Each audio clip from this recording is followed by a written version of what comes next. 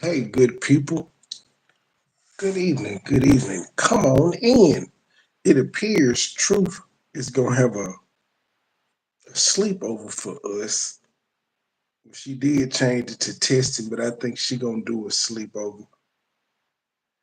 What the hell? Okay. If I say it hadn't showed live yet on my other end, y'all know what we're here for. I'm actually on a cliffhanger because I want to know what Truth Live was about because I'm nosy now that she started playing it. But yeah, I guess we're gonna get to it. When I leave here, y'all see the title. It's between Tommy Sotomayor, the OG, Captain Tazariak. I originally heard about Captain Tazariak, and I guess that would be the conscious sector over there with Sinetta and all of them. And I used to see him go through all the debates and things of that nature. So I'm familiar with him. Now I'm used to only hearing him just speak on the Bible and things of that nature. So this conversation will be very, very interesting because, well, yeah, he speaks on the Bible, but I don't think it's any secret. Most pro-black people are kind of racist. They have a thing against the white man. So I'm pretty sure where this debate between the two is going, but I'm interested though because I heard some people say Tommy he gave Tommy a run for his money. So I know this should be entertaining. Hey Glory, how you doing? Eh, hey, I don't have any more news, so I guess I'll go straight in with the news story. Well, yeah, that's not important. Finesse two times and whack 100 beef, and that's nothing new. The Kendrick Lamar and them beef is starting. It's everybody going through Drake and Kendrick lyrics. But what's funny is there was just I don't know if Kendrick was actually on that song or they just sampled his voice. Because there's a song with J. Cole and the baby and some other guy I don't know, but Kendrick Lamar is on the hook in that one. Hello, E. Brooks. And that's a bad little song right there. It's a bad song. What to do, man? But yeah, let me go ahead and get into it because we got somewhere to be. I think True got it set for 12, 15. I don't need number 2 hours for this. Let's see. If I even need that long. Videos for live. Well, they check 3 hours. I should do 2 hours. It's fine. All right, we're streaming on Rumble. Everybody, we are good everywhere. To recap, the title is Captain Tazariak versus Thomas Sotomayor. Who's done more to harm black people? We're not going to get through this whole live, so I'm about to go and share it on my community post right now. Ladies and gentlemen, hello, I'm Tommy Sotomayor, and we got a one-on-one right now. Watching this, I'm happy about this Captain Tazariak show. Proud about this one-on-one, and if anybody would like to, I don't know if Captain Tazariak would like to talk to you guys. Y'all might just be a headache to him. I don't know, but if at the end of the show, y'all want to talk to us and possibly ask some questions, we'll ask. I will allow you guys to come in.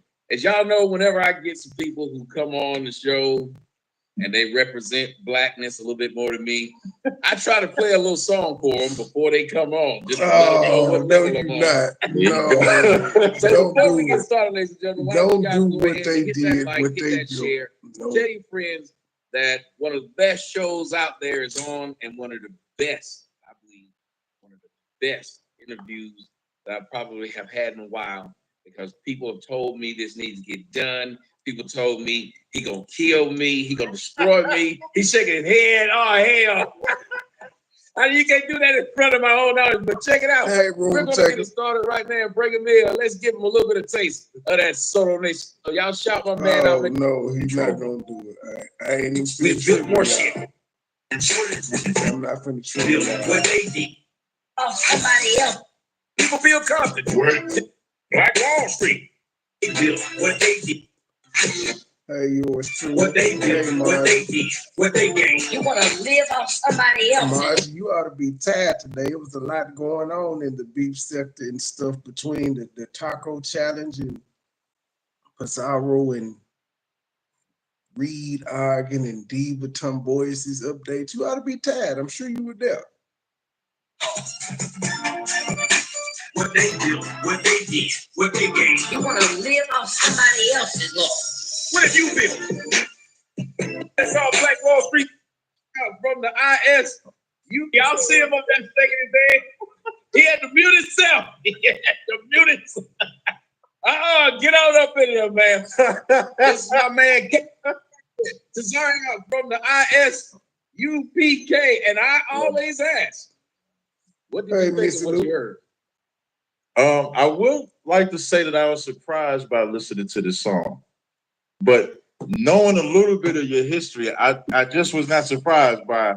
I almost expected you to kind of play something like that because when I think about what we're going to discuss, I'm like, what else would he say? But niggas ain't shit. Like I'm expecting you to say that. You took a weird angle though because you said like everything they did had to do with slavery or something that we built during slavery. So that, we'll talk about that in a second. If I could just introduce myself real fast, if you don't mind. Yeah, please do. Please go ahead, jump in. I can't wait to get on this. I appreciate it. So, hey, Big Titty Cheryl. Introduce the topic too. Okay, have you won any money in the poker game? I'm Captain Cesario of ISUBK under Commander Jenny Hanna. That's the leader of my organization. And how this debate came about, it was actually a brother in my school that was corresponding back and forth on Twitter with Tommy on like a similar subject. So of course Tommy doing his usual niggas ain't shit rhetoric, capping for the white man and everything like that. And I shot with the brother that was corresponding with him. So when he tells me about it, I said, well, tell Tommy, let's have the conversation about who's done more harm to black people. Have we done more harm to ourselves or has the white man? And what I'm just going to say it's about 50-50. The white man ain't fucking with us no more. If we're going to give him the credit for the slavery, they ain't fucking with us no more.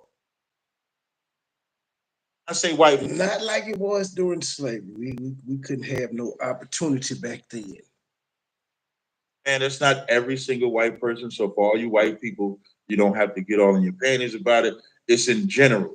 So who's done more harm? Have we done more harm to ourselves or has a white man done more harm to us? And Tommy, reached out to me. I actually spoke to him last week. Good conversation on the phone. And so I'm looking forward to a very spirited type of dialogue. I tell you what, you made me feel real comfortable playing that song. I'm going to remember that song. I'm just going to let you know. I'm going to talk about that song often. I haven't heard a song like that. See it so you can share it to your friends and get them to talk about this song. I need you to let your family hear it. I need you to bump that in the car when you're riding around. I mean, you did. I'm gonna need that. You did that with such good conviction, man. It was amazing. So that's kind of the subject that we agreed upon was who's done more harm. Has white people done more harm to us, or we done more harm to ourselves? That's kind of how we got here with this subject. So, and I appreciate you bringing me onto your platform. Okay, so here's what we'll do. Right. After hearing the subject, well, first off, after hearing the song, we'll go there and then we'll move into the subject. The song made you think, like, where were the mistakes you heard in that song? The mistakes that I heard, I thought it was dishonest, extremely condescending. It let me know the level of. I could see why you would take the side of have black people done more harm to black people because that's what your song is meant to do.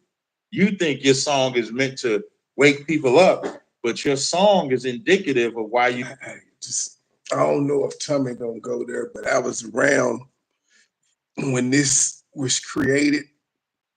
This technically was not anything that he said in one sit down. That is a collection of clips of shit he said on different videos. And somebody took it, took several clips from videos of him saying stuff, put it on the beat, and there you have it. He didn't actually go in the booth and drop that jet. Believe that because you would be one of those black people that is more harmed to black people because you think that's awakening up. When I listened to that song, it let me know a brother that is desensitized to what the ancestors went through during slavery, post-slavery, in its segregation, integration, and up until now. And it represents why. Dude, you're desensitized because you're a Hebrew Israelite and you feel like you got ties to the Israelites of the Bible. You the chosen people. You desensitized to the slavery they went through. You don't have a connection to them unless you got some. Of course, you're gonna be desensitized to it unless you actually got somebody in your family that went through it and constantly told you about the horrors of it. We didn't have to live that. Hey, we didn't have to live the Jim Crow era, any of that shit, colors only. We didn't have to live through that. We desensitized to all that shit our folks had to go through. Just keep it 100. We have this continuous fight and why COINTELPRO is allowed to exist. COINTELPRO is allowed to exist because there's always going to be some black man or black woman that will side with the government over his own people. So that's what I thought when I said, damn, Tommy really siding with the government against his own people. That's what I thought when I first saw it. If I'm gonna be honest. Let me ask you, are you a sports fan? Absolutely. I don't fuck with the government. What's your favorite sport? I would say football. Football because you got to do it all in one day on one day like that. So I would say football. All right. So you're a football fan. Now I got to ask you this question: as a football fan, who's your favorite team? Giants. I know where he going. New York. Oh, you know where I'm coming from. Then you are more critical of the Giants. Right. You are of the 49ers, which is my favorite team, and I'm more critical of 49ers than I am of your team. I know y'all have a shitty quarterback in Daniel Jones, and I know y'all don't really have a backup for it. And I'm all right with that. I know y'all did Saquon Barkley wrong, and I'm all right with that. Right. Now, I don't really care what y'all doing, that I want y'all to lose. But when it comes to my Giants, I'm very critical of a quarterback that even took us to the Super Bowl last year. You're 49ers. 49ers. Like yours? You said Giants. I think you meant 49ers. Yes, he did. 49ers, yeah. Right. I'm very critical. Now, you'd ask, well, wait a minute. You guys have gone far in the playoffs and did a whole lot in the last few years, and you've been a good team consistently. Mm-hmm. So why are you hard on your team? Well, I'm hard on my team because I want them to win. So I would say things, and you might think, well, he's siding with someone else. But no, I'm not. I want my team to win the championship as often as possible. So if they're wrong, kissing their ass and saying they're great isn't going to make them better.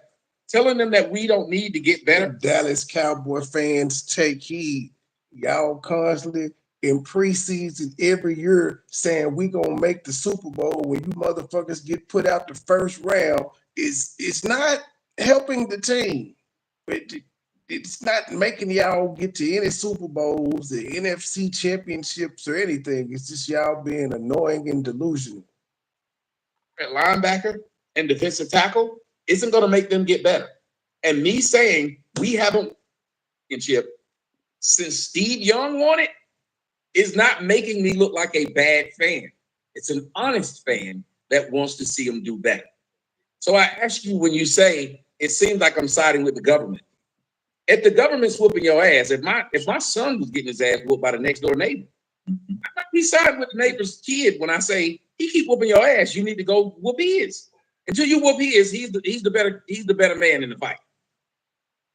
Okay, but let's say you wouldn't go on the grill. What happens in the season? Burn, baby, burn. Son of a biscuit. My bad. go with the as a 49er fan, right? Even if you're a 49er player, you're not going to help the Giants be better than the 49ers, right? Well, I'm not helping them if I'm telling the 49ers. No, I'm getting back. I rock with your logic. I don't want to trade. I don't want us to trade someone to make them get better. I don't want to help them, especially if it's a rival. No, that's not what I'm saying. What I'm saying is everything you said about correcting the 49ers, I agree with. Mm-hmm. But you wouldn't do that as a Giant, though, right? You would do that as a 49er, right? Well, yeah, but I would correct my 49ers. And if I had to do it in front of the Giants, I'd assume the Giants knew. But what you do, though, is you go with the Giants and then talk trash to the 49ers that you say you love. That's what you. Well, I'm not with. Well, you have to name how I'm with. Even when you said. So even when you decide that you're taking the side that blacks are more harmful to black, as opposed to recognizing the condition that we in can only be pointed at one location, which is this government or this body that we've been a part of since we were taken over here as captives. We've never been. If you look at the diagram. If you just go from integration, which is what, the 60s, so now, talking about maybe 70 years, but we've been here, say, since the 60s, even if you say slavery was before the 1600s, if we use the 1600s as an earmark, you're talking about 1600s to 1964, so that's 364 years of oppression, systematic oppression, 70 years of being so-called free, and even, integrated, which at the cost of integration, we still had the CIA crack epidemic, we still had COINTELPRO, we still had the feminist movement, we still had the drug epidemic. So it's not like they stopped attacking us. They just, air quotes, allowed us to so-called integrate. And even integration furthered black oppression. So when you make the analogy of the 49ers and you being a Giants fan, me being a Giants fan, I would never go to the 49ers and give them trade secrets on how to beat the Giants. I would never go to the 49ers and try. But you would, however, as a GM, trade with the 49ers if they got a player that you want, that they're about to release, or that you can get for little to nothing. You would make a trade with them. It happens all the time where rivals trade players to each other. To steal players from the Giants to make the 49ers better, I would only do what you said initially, but only do it within the Giants. Even when you said your kid is getting beat up by the neighbor, you're not going to stand on the side of the neighbor and say, yeah, beat my son up. You're going to stand with your son and give him the strength and the tools and the weapons to beat the hell out of the neighbor, unless you don't love your son. So I would say that in the song, that's exactly what I'm doing. If I'm telling somebody, when have you won a championship? Because let me tell you who knows when the last time we won a championship. Mm-hmm. Everybody else in the league. It's not a secret. Right. When I say we suck at linebacker, I didn't tell them something they didn't know. They already scouted my team. So chances are when I say we need a new running back, we do. Christian McCaffrey's getting old. We're not dumb. The league ain't dumb. Mm-hmm. We do need a defensive tackle. Saying that out loud make them say, yeah, we're going to run more. As a matter of fact, people being critical of Kansas City Chiefs helped Kansas City Chiefs to win a Super Bowl because they kept telling them what they couldn't do, what they weren't good at, how you should attack them. But they never sided with the enemy to help Kansas City get better. They never allowed side with it to be. They did have their quarterback come out and say he's sick of them dropping passes. And people were shocked that he did it. No, but that's not a bad. But telling them that they shouldn't drop passes is not a bad thing. But when we look at the subject, he said he should have done it in public. He should have done it in private. Well, as the Bible would say, open rebuke is better than secret love.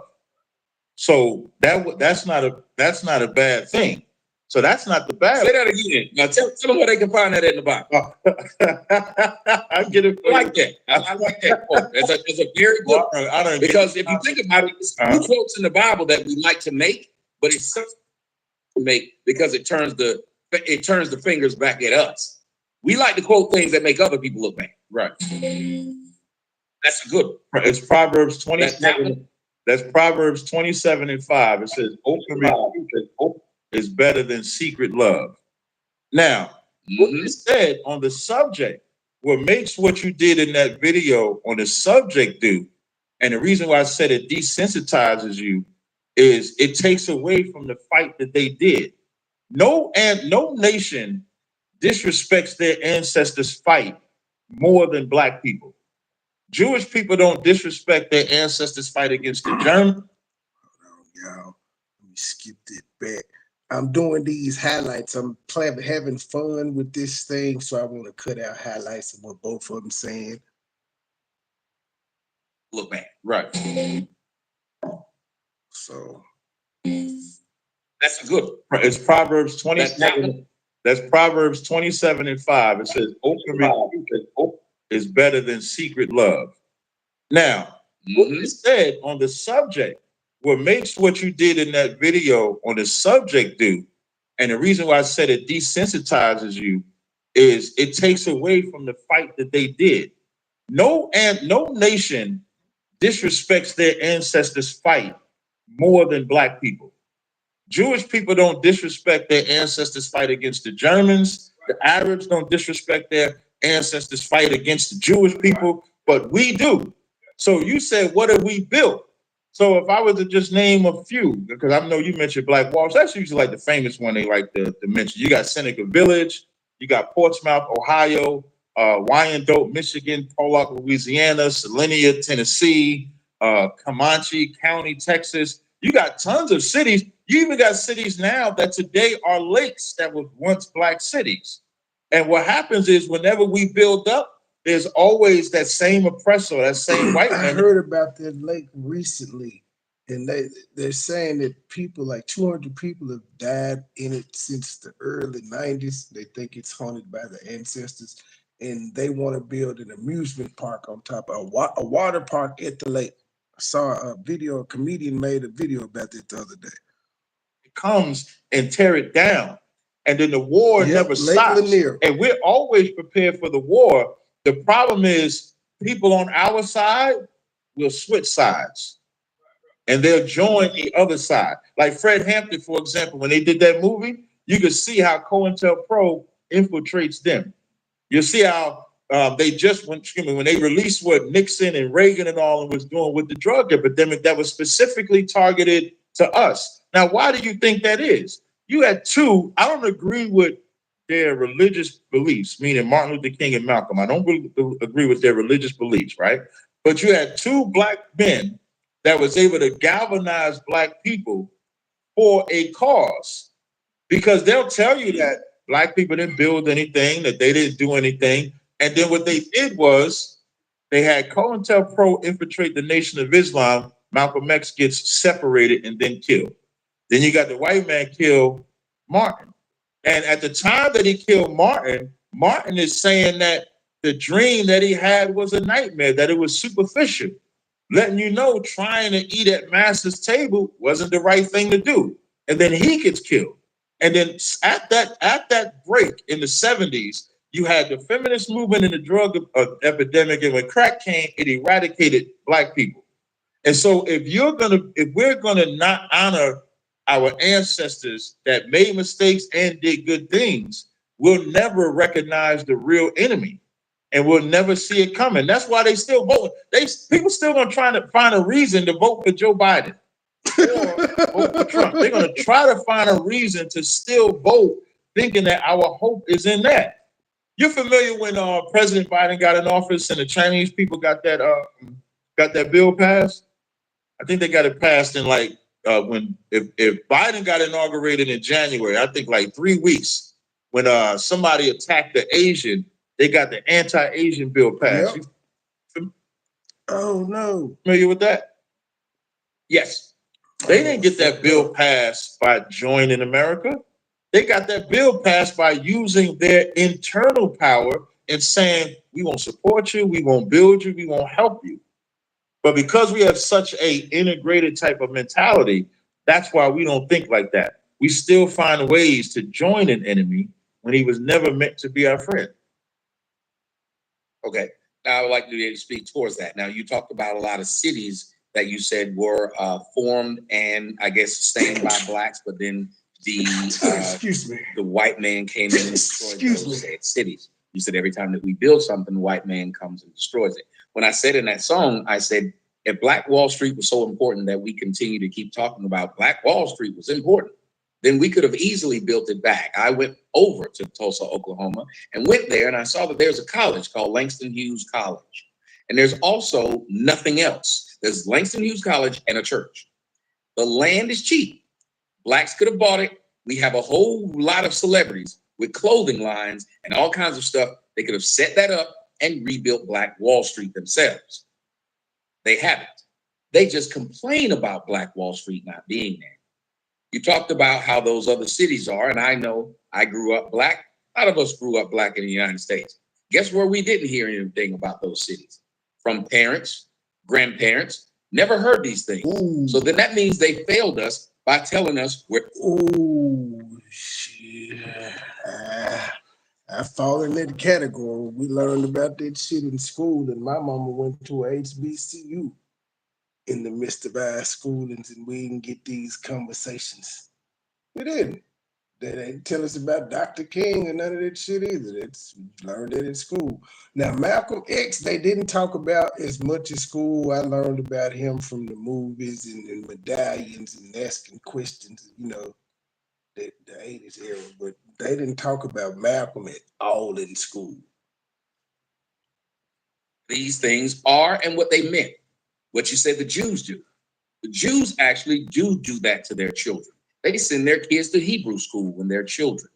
When you said they don't talk about how the Germans won, well, last I checked, they got billions from the Germans. And the Germans got wiped, as far as their empire, got wiped out. And they ended up getting their own state from it. Now over in Germany, you can't even say nothing bad about the Jews. Not only that, but the Jews run the legal system. Jews run Hollywood. Jews run the banking system. So the Jews, in my opinion, entertainment industry as a whole, they're actually winning. So if I was a Patriot fan, I wouldn't be sitting around talking about how horrible my Patriots are, because we've won 7 Super Bowls in a span of about 10 years. That's pretty impressive. So I wouldn't be talking bad about it. But if I am, i.e., the Raiders, then I would be talking bad about them because of where they sit. So you're right. The Chinese, you said that they don't become American. No, actually they do. I talked to a young man by the name of Steve Kim who comes on my show, and almost every Asian that I talk to, second generation Asian, you know how they speak? Perfect English. Everybody else decides that being a part of America is the best. I know why Tommy be having Steve Kim on there. That's because there's Jason Whitlock co-host, and he know Jason don't. Him and Jason don't like each other, so he gets co-host on there and don't talk about him at all, and it irritates the fuck out of Jason. Best way to integrate and subvert America, if that's what you're trying to do, which is what the Jews did. Blacks complain about what they get in the justice system. Blacks complain, Black women always complain about, look at our mortality rate inside the hospitals when we're trying to kill babies. You know what should happen then if you believe that these white people don't take care of you in the white hospital? You should do what the Jews did. I went up to New York, and I was surprised to see a police car riding around with a 6-pointed star on it. A Hebrew police. I couldn't believe it. They had their own. They have their own hospitals, their own schools, their own everything. Blacks, we've been here long enough to do that. When you talked about integration, you know what I say? I've always said, since I'm supposed to be the bad guy that kisses the white people's ass, apparently, I've always said straight up, integration was the worst thing that ever happened to Black folks. My words. Next thing I've said, openly, Black folks have an opportunity. Black women should never be going to a white doctor. Why the fuck would you believe that white people are evil and keep going to them, asking them to be good? You're a religious man, or a man of God and a man of faith. You know, you don't get down on your knees and pray to the devil that maybe he'll give you something good. You don't get down on your knees and say, please, devil, tomorrow, don't jump on me like you normally do. Tomorrow, give a brother a break. Maybe you can give me some reparations for all that evil you did to Adam and Eve and all these other people that you're ruining their life. Give me some reparations. But that's exactly what we're doing. Calling the white man devil, calling the white man evil, and then turning around and asking the white man for a favor. No, we should go to war with the white man, just like you go to war with Satan. You go to war with demons. You don't go around and ask them questions. So I'd assume people would be on my side if they were black and understand that what I'm saying as a 49er fan, I want to go to war with I want to go to war with the NFC. And then I want to go to war with the AFC so I can take home that trophy. Because as long as I can barely get out of the NFC West or can't get out of the NFC, then I'll never get a chance to go and try to get that trophy. So I'll always be that guy. Appreciate it. So when you spoke about the Asian, just one correction. I didn't say that they wasn't in America or couldn't speak Thank English. y'all for the 50 But people. every city has a Chinatown. Shout out to y'all. Blacks can't have their own town. When We you got Martin Luther King Drive. and every Martin Luther King Drive, hey, before they called it Martin Luther King, it was terrible. And it's still you. Buckhead is black as hell, sir. What are you talking about? This a black rich community. It's a whole bunch of black rich communities throughout America. So that is proof we can have our own. There's probably about 1 million black-owned businesses. So that's further proof we can have our own. I think it's that mind state of just because it happened so much back then, we automatically fear that it's going to happen, even though we could see people like Jay-Z start title. I don't know how you pronounce it. I say title. Some people, I don't know how I say title. I don't know if that's correct or not, but he started that from nothing. Nobody stopped him when it was just, who was it? Was Spotify out? It wasn't Spotify. I think it was just Pandora. Maybe Pandora when he started it, or Spotify, but they didn't stop him. He was a black guy. If they wanted to, they could have stopped him for all the patents and all of that shit. They could have made it a pain in the ass for him to get that. They didn't. You do what you want to. They ain't stopped Master P from starting his label and doing what he did, and start Baby and Slim when they did Cash Money. Didn't stop Puff Daddy from doing Bad Boy. These are black-owned companies. Rapper like Jay Prince. Come on now. Black-owned. They didn't stop Tyler Perry from opening up Tyler Perry Studios. Black-owned. He the only black one. Well, I think Will and Jada have a studio, but it's nowhere near what he get. But they didn't stop him. That's direct competition with the white man. Hell, some of the people now, instead of going to Hollywood, just go pay him the money because it's in a central location to shoot their scenes on his lot. They ain't stop him. They ain't stop Oprah from starting a network. It's the mind frame now. The king in the black neighborhood. That way. I'm gonna get to that.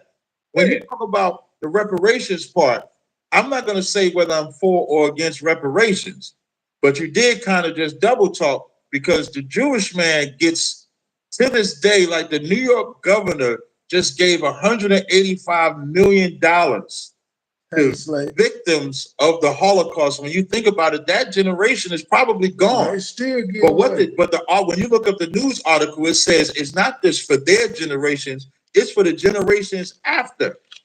And that's the black women got $10 billion from Goldman Sachs. That's cap. Because here's what would have been better. Here's what would have been better. I'm just saying they got it. Not that it was good. That's not cap. It happened. I don't know which black women got the $10 billion. How do you even do that anyway? Say this $10 billion for black women. Then that's a problem, because you gotta have criteria for which black women qualify for.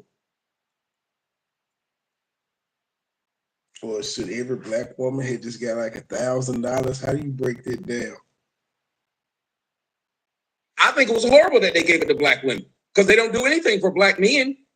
Well, before we get to that, because I know how you feel about the black woman. Yeah, you know it's coming, baby. You know it's coming. We'll get to that in a second. So now, what I wanted to point out, though, when World War, and because you brought up the Jewish thing, which I think I mentioned it as well, I just want to highlight something and which goes back to this subject of who's done more harm. The earth knew that what the Germans did to Jewish people was horrible. So much so that they divided a land called Palestine in half. Why? So that they didn't have to sit with who was oppressing them, so that they could be free. And then they fund them to this day. They reference the Holocaust to this day.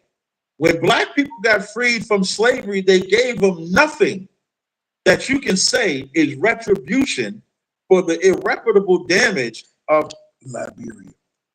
Uprooting a people from one continent, bringing them to another continent, stripping them. The Jewish people never lost their identity.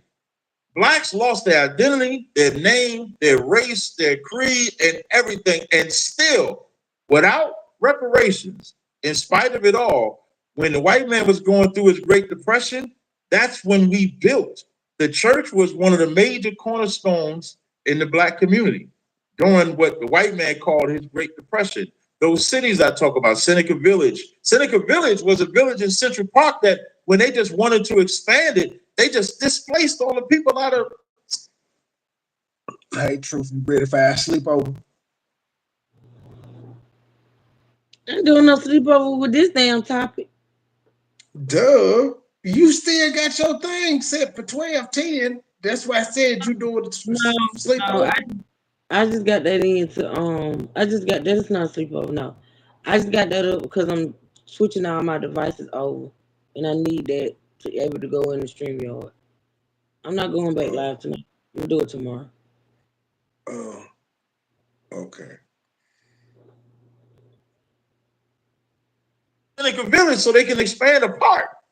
And Black people were just powerless to fight against it. Now, one thing I agree with you on, when you say our fathers or our mothers didn't teach us the parts of history that would allow us to not make the same mistakes, that's a part of the fear of the white man. After Tulsa, Oklahoma, you said it got destroyed. You know what they did after Tulsa, Oklahoma got destroyed? They integrated it, which is what the white man wanted. And once you integrate, you lose everything. Once we integrated education, that's one thing we agree on. Integration was horrible because when you integrate, it led to more oppression. Remember, I said I was going to tell you how Martin Luther King got messed up. The streets I'm talking about when I made the joke about the streets. And education, Little Rock 9, if anybody's not familiar with Little Rock 9 was when they took 9 Black people. City Field was around. I think she was at school that day. I think she went there. Margie, did you see Rob Reck in that boy, that show there? If I You told me wouldn't you used was to in the car. What you asked me? No, I was asking Margie, but it's true because I shared it. And did y'all see Rob Reck earlier in the the On that two video? racist trolls? Nah, he was live today, and it was just a racist troll. I could spot him from a mile away. They were just up there to try to trigger people. And as soon as they got backed into a corner, that's what they went to. I was like, yeah. It was later up there getting them together now. Then he put his daughter on him. That was funny.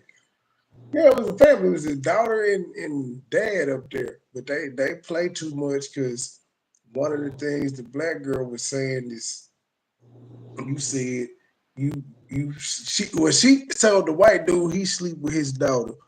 And then she came up there and she made it worse. She said, my mom told me to have sex with my dad so she could be out for a couple of weeks. I was like, yeah, well, you don't nobody joke like that. And then you said your brother made a joke about you sucking your dad dick. Now, we Black people do not joke like that.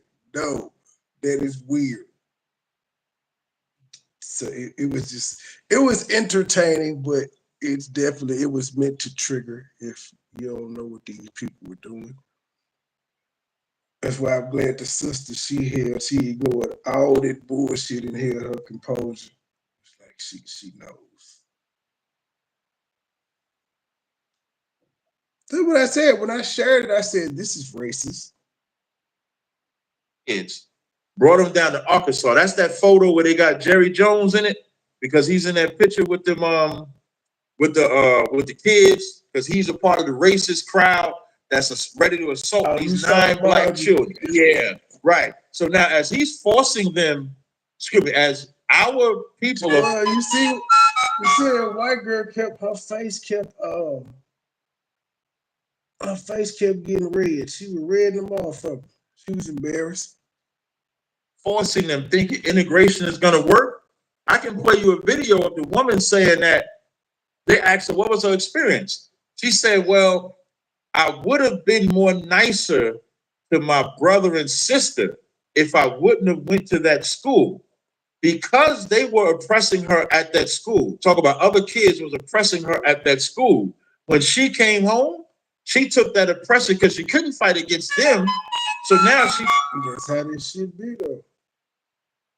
The oppressed, when they get power, become the oppressor. And she was probably the oldest of her brothers and sisters. So when she got home, she took it out on them. Fights against her own. Now that's just one little girl. Now imagine the little girls, the boys, the grown men that get pulled over by the police for crimes that they didn't commit, get searched, XYZ. Now they're getting oppressed, and then now they come back into their neighborhood. That's why we become oppressive to each other because of the oppression that we're getting from this enemy that we call the so-called white man. So that plays a part on this subject of why when you see us being so violent to each other, it's because of the violence that we have been getting from the white man since we've been here. And just because we get a little cookie, like Robert De Niro said in that movie with Cuba Gooding, when he called him little. I was rocking with you until you said that. So you mean to tell me in the motherland, before we were enslaved, there was no violence. We were enslaved over there, so there had to have been some acts of violence to even be enslaved, to be sold to the white man and traded. There was violence going. The white man didn't invent violence. So that's the only thing I disagree with y'all with what you just said. Cookie. Just because we get a little cookie or a little trinket, Bible says it destroys the heart. So just because we get a little gift, it doesn't mask the hundreds of years of oppression that we've never been able to get over. And I'll just say one more thing and I'll give it to you. Even genetically, when they genetically looked at our DNA, and not just ours, they looked at Jewish people's DNA too. When they looked at our DNA, traces of the effects of slavery is actually embedded into our DNA. I'll yield with that, but I don't want to take up too much time. So you can tell that what does the effects of slavery look like in your DNA? he did too much with that point. Let me tell y'all something. Hey, listen, the effects is I may not encoded agree in with DNA. the brother's premise. We're different, but I want y'all to be able to see something, and this is something I always preach, and I'm not gonna not put it out there again. You have two black men right here, and they're on the opposite sides of something. But look at how respectful we're carrying it. We don't have a clock nor a moderator. And each of us is saying, okay, I got my point across, it's your turn to go. And it's beautiful because when they say we can't do this, right, we need to be able to say, oh, yes, we can. Well said, because brothers were saying, I'm gonna need a moderator. I said, no, I don't think we need no moderator. I think we're gonna be straight. Right. Respect is respect. And the way you coming at me, you coming with respect, and you coming with, let me back up what I'm saying. And that's all you want when you're having a discussion with somebody. Again, whether you agree with them or not. Let me just say this when you were talking about the Jews, because I don't want to defeat your argument right now at the beginning of the show, but I'm going to go ahead and defeat your argument right here. I'm going to go ahead and defeat you right now. We're going to have to just pull out the belt right now. But let me let me say this. You said that people like me are hurting the black folks and setting them back. I'm black. Black folks hurt more than whites. Two, you said that once we came over here, white folks treated us real bad. to the point of where it's in our DNA. Get over here. Who sold us? Who sent us? So if we put us in that position, because like you said, if I got a son, and the reason my son is on death row right there, they get ready to electrocute him, and they say, well, what happened to your boy when you were little? Well, my dad sent me off to these people who told him straight up, he gonna whoop your ass, but he needed some Crown Royal. So he took the Crown Royal and sent me over here, and now he's sitting out there in the gallery talking about my son. Don't forget the tobacco. It is your fault, sir. You need to be in this chair. You did this to this man. And what we need to do is be able to point out that. So if, that's why I said I was going to teach you argument. If he just went back to who sold who, we got to say we sold ourselves into slavery. So if slavery. And that's why I said I agree with everything he said except for the violence. He said that the white man showed so much violence that it's embedded in our DNA. I was like, nah, G.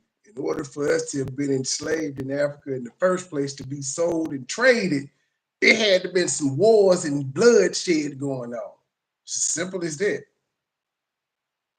Was that bad? It was our fault that we got put around them white people, and we knew them white people was bad. Not only did we know them white people bad, but the niggas who sold us could have said, oh my God, look at what they doing to the blacks over there. We gonna go over there and fight and get them back, because that ain't right.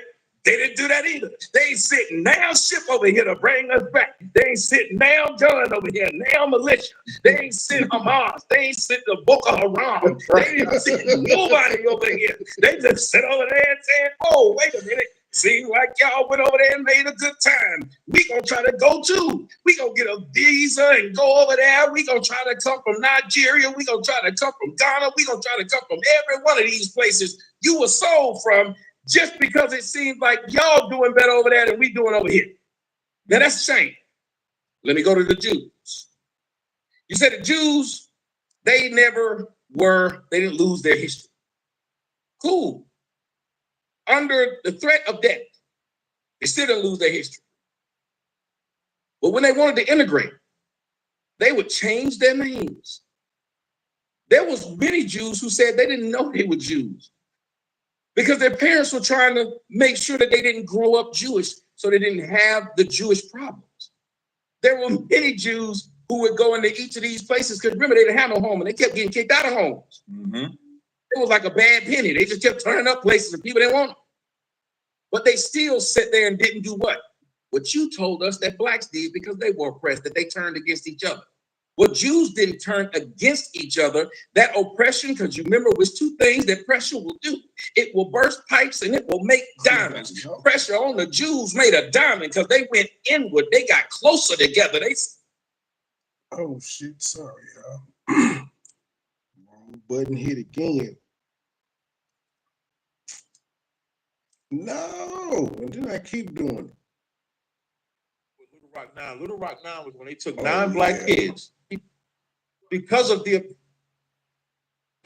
because brothers were saying, let me say this. White people, and we knew them white people was bad. Bad penny. They just kept turning up places and people didn't want up Jewish, so they didn't have the Jewish problems. There were many Jews who would go into each of these places, because remember, they didn't have no home and they kept getting kicked out of homes. It was like a bad penny. They just kept turning up places and people didn't want them. But they still sat there and didn't do what? What you told us that blacks did, because they were oppressed, that they turned against each other. Well, Jews didn't turn against each other. That oppression, because you remember, was two things that pressure will do. It will burst pipes and it will make diamonds. Pressure on the Jews made a diamond because they went inward. They got closer together. They said, since everybody against us, let's form Voltron and get them. Black folks said, fuck it, let the lines dissipate. We decided to go ahead and fight each other, and that's a problem, because of us were under pressure. And you can talk about what happened to them, especially in World War II. You can talk about them everywhere they went. They got their money stole from them by the Russians, and they started all of that crap with the Bolsheviks. Then got kicked out. They got kicked out of Poland. They get kicked out of everywhere they go. Now that is a history that sucks. So what they did was they would come over, when they came to America, they started to intermingle, marry white people, hide who they were. There was even a time in which they used to get rhinoplasty so you couldn't tell that they were Jew by their nose. so they could then subvert the government, subvert everything.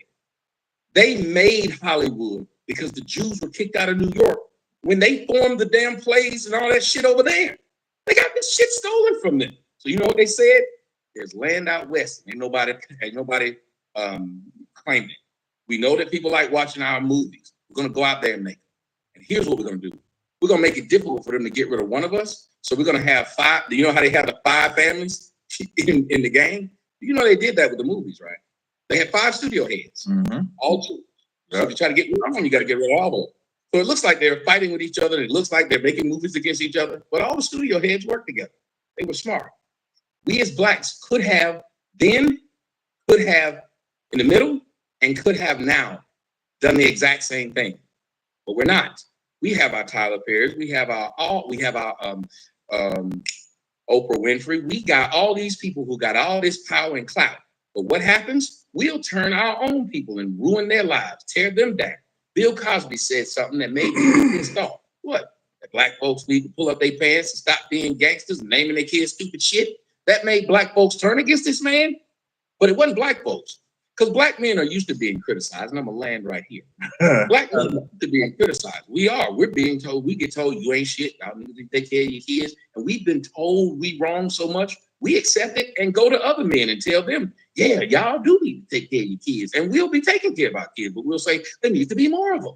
We'll sit up and say we'll date women with kids because we want to be a mentor. They make us feel bad for wanting to have our own family. You should want to be with a woman with kids. No other race does this. We get talked down to by our women to the point of where the public sees this and expects this. Our women are put in front of us.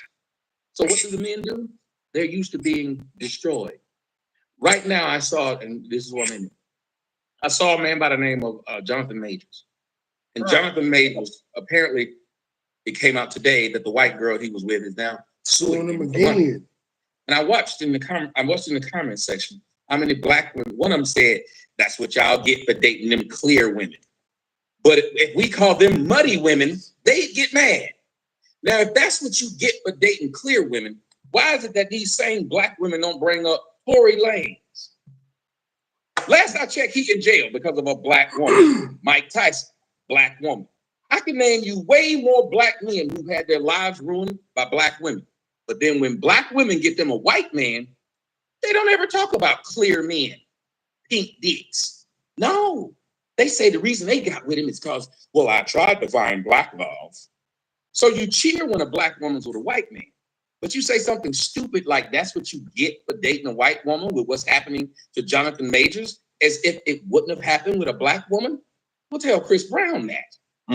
Tell several of black men that it happened with them when they were with black men.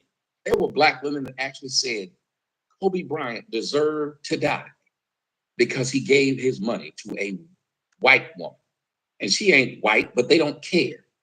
So we have a society as black folks that could be building because the men would build. But remember, the men were building before integration. The men had $1 million companies. They were doing it. But white ice was colder. And black women wanted the opportunity, like the Loving Case said, they wanted the white man to love them. They don't want us to love them. That's why you and me walk around with hair that look like ours, and they walk around looking with hair that look like Lee Mubai. I yield. Man, you said a lot. You said a lot. So I'm gonna unpack some of the stuff that you said, like going back to the slavery part when you mentioned who sold us to the white man, which it was Africans that sold us to the white man. So now here's where a lot of things that we do wrong, I'm talking about black people, that we do wrong is because we lack an identity. Without having an identity, like you said, the Jewish man, well, excuse me, what I said, which you echoed it when I said they kept their history, they kept it. With black people, we lost it.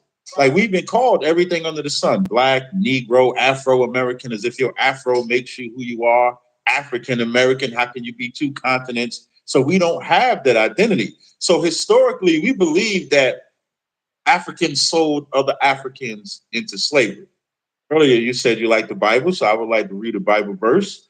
to let you know that it was not Africans that sold Africans into slavery, but Africans that sold Israelites into slavery. This is Deuteronomy 28 and 68. This is one of the punishments. So you going to the Bible to talk about the Africans that were sent over here to be slaves, the ones that we say are our ancestors. I don't get that one. I don't. It's for our disobedience. It says, and the Lord shall bring thee into Egypt again with ships, by the way whereof I spake unto thee. The word Egypt just means bondage. So in this verse, the Lord is saying that we will go into bondage again. It says, there thou shalt see it no more again, and ye shall be sold unto your enemies for bondmen and bondwomen. So when people look at slavery, a white man never came into Africa to actually catch the slaves. They just made a deal with the African tribes. And if you know anything historically, it's when Jerusalem fell in 70 AD, millions of black Jews went into Africa.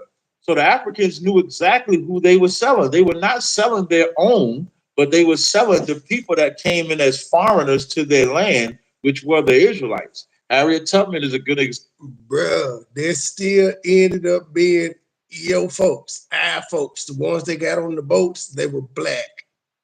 I don't give a damn about what tribe they were from, nigga, they was black.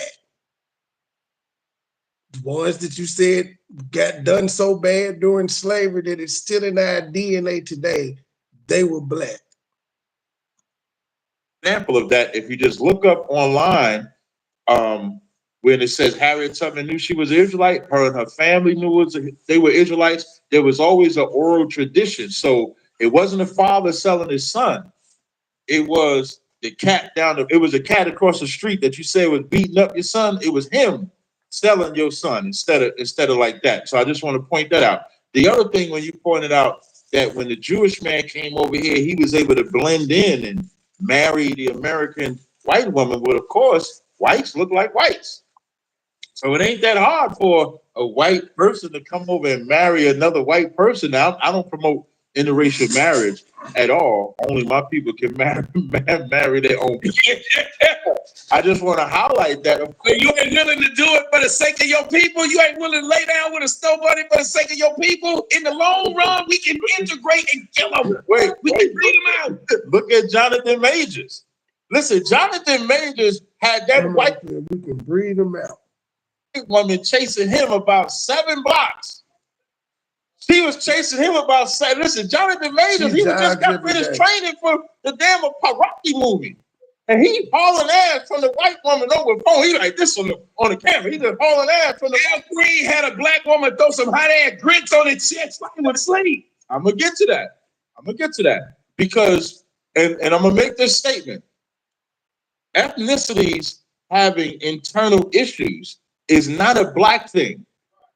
White women fight. That term wife beater came from white men beating the shit out of white women. That's where wife beater comes. That's not a black man. I know we like to wear the white. I love wife beaters. But a black man did not invent the term wife beater. Wife beater came from white men beating white women. That's where the term wife beater came from. So let's not act. They kept it gangster. They kept it the patriarchy. Wait, so you applauding the white men beating the white women? You applauding that? Let me tell you something.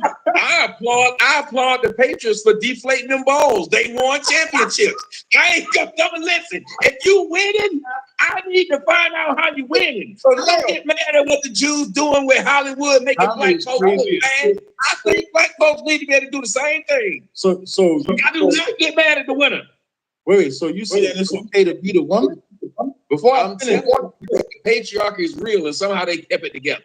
What did they do to keep it together? I don't know. But I will take notes from them. You said wife beater came from somewhere. Right. Why they white women still love them then if it was so wrong to do? Why they white women still love them? Okay, so I'll answer that. Because the white woman values the protection that white man brings. And that white woman during that time still had black slaves who was provided by that same white man. That white woman stayed with that white man because together they oppressed black people. We always So it's something. Yeah. When you put that outfit on right there, you knew you were ready to go to war. They saw you, your friends. I hear them in the background. You and I don't. I ain't got He got nobody the that's crew behind with me except me. I'm at my school. No, I'm at my school, so my brothers is here with me. What? It sounds good. I like to tell her to keep it up. We got a hype man right now. I like that. So now, because the hidden part of history is that it was just a white man in the slavery. It wasn't. That white woman was more vicious than the white man when it came to pain on black men. That's what I'm saying. You got on that outfit right now. You came and everybody knew when you put that on, you were ready for debate and you were finna kick some ass. That's right. You know what to call that, a white beater? Because when that white man put that shirt on, his woman knew it was time to cook. His woman knew it was time. No, it wasn't time for her to cook. You know what time? It wasn't time for her to cook. It was time to get the slaves to cook. That's whoever it was, she knew it was going down. So what she did I'm only saying that to answer why you said he was able to stay. Because together, the white man and white woman made sure that they oppressed black people. And I think that's the part that we're missing. When you brought up being millionaires, the other biggest misclaimer is that families weren't together. We were together until integration. talk about that all the time. Yeah, thank you. Black families was always together, even during the time of integration. It's only when integration came, and we didn't even see the play coming. Listen, when it comes to that black woman in 2024, to the black man, I don't know which one is more harder. You have the white man and the white woman and their vices, and then you got the black woman who in some instances can be her pit bull. Be his pit bull. I know Tommy liked that line right there. That the black woman can be the white man's pit bull. But I call it the right hand of white supremacy. That's what I call black woman. Listen, now, the same way that we can say that about the black woman, you can also say that about the black man. Because in the 70s, you had the black woman with the feminist movement. Now, how did the black woman learn to vilify us? Gloria Steinem and the CIA created the feminist movement because there was two kinds. You had the feminist movement that was for white women, which all they wanted to do was get a job. Why did they want to get out the house? Because the motherfuckers didn't want to cook no more. Because they couldn't cook. Because they don't have the slaves anymore and they don't have the maids anymore and they have to work, they would rather go into the workforce. So that's what the feminist movement was for white women. For black women, it was about being separated from your man. I remember a famous black woman, Shahrazad Ali, made a statement that said, why is black women trying to be liberated from the black man when he's never even had the freedom to be in charge of you since we've been in America?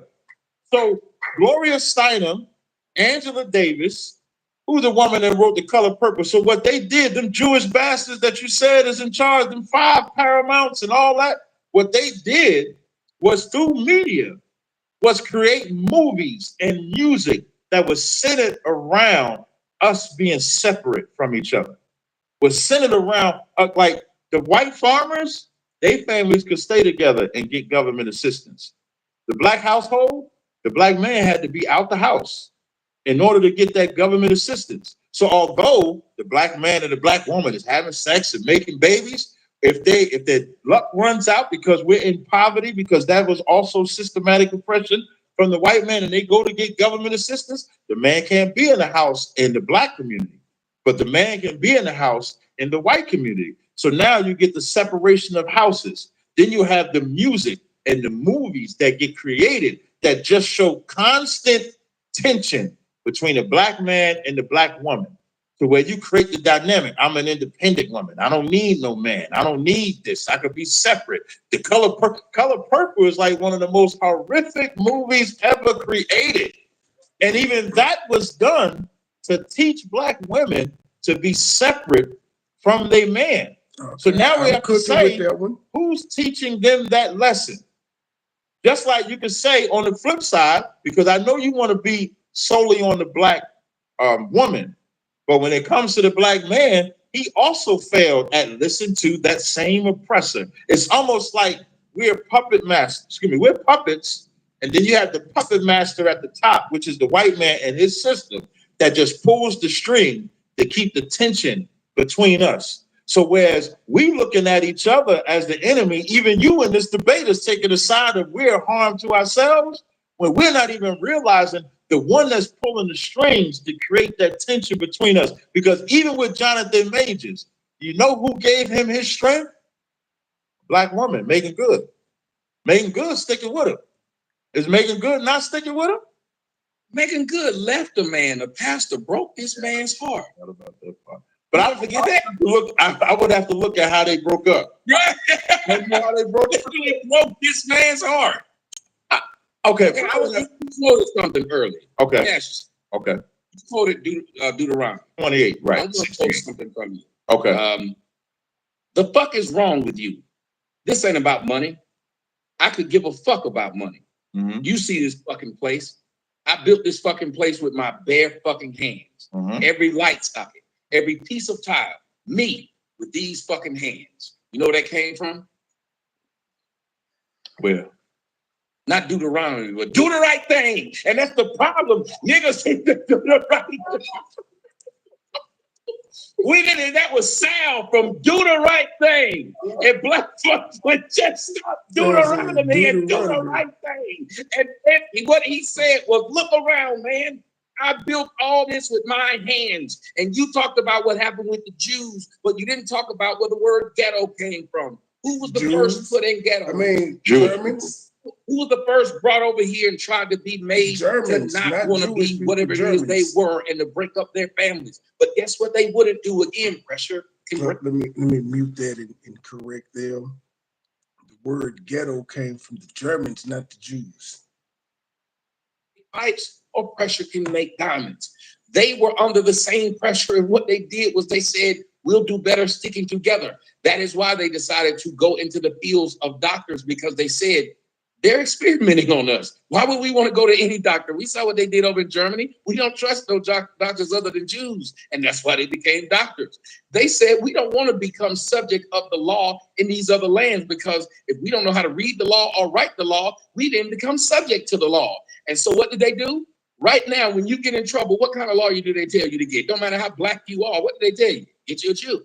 Now, why is it that we think of lawyers and doctors and we think of Jews or Indians, but we don't think of any of these people as blacks? Yet, black people complain about what they get from these non-black people. We could have easily decided to do like they did. We're not going to take this. I'd rather die with my man, is what everybody else said. Remember, you said that the white woman went out with feminism and tried to go out and work, but they didn't want to sit at home. You know what they didn't say, though? I don't want to be with a man. But they wanted to go work because they didn't want to cook. But they didn't say, I don't want to be with a man.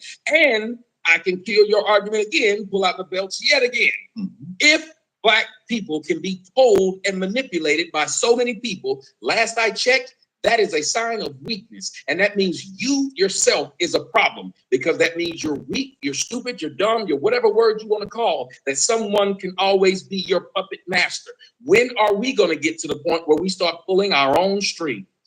So now, with that said, the first belt that you thought you pulled out with the whole Africans selling Africans, I debunked that. I just want that on the record, because that was Africans selling Israelites. We were not the same people. I just want to highlight that. This still make it, but whoever sold them, they weren't whites. No, I'm not right, but there wasn't us either. Remember, the analogy you gave was the father sold the son. So why are we talking about reparations and all of that shit if that wasn't us? How are you feeling slavery's plight and saying that's why us black people act this way if you're saying it wasn't us that was sold?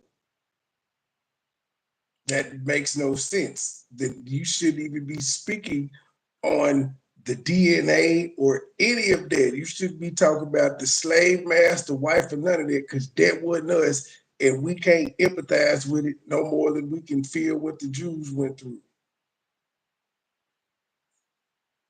Father didn't sell his son. An enemy sold his enemy. So by that being said, if they are absolved of it, no, then whites whoa, Tommy. We do not absolve Africans at all. I do not like Africans either. And listen, Africans don't. I'm in New York right now. Where are the Israelites then? And where we find them at? Okay, when you talk about landmass does not make you the same people. Right now, Elon Musk is a South African, but he's a white man. So just because Elon Musk is an African American. Okay, let's say African American, but he's a white man. Why? Because he has African citizenship and American citizenship. So landmass, we ain't got an argument or issue with the ground. The ground didn't do nothing to us. The people of that land did something to us.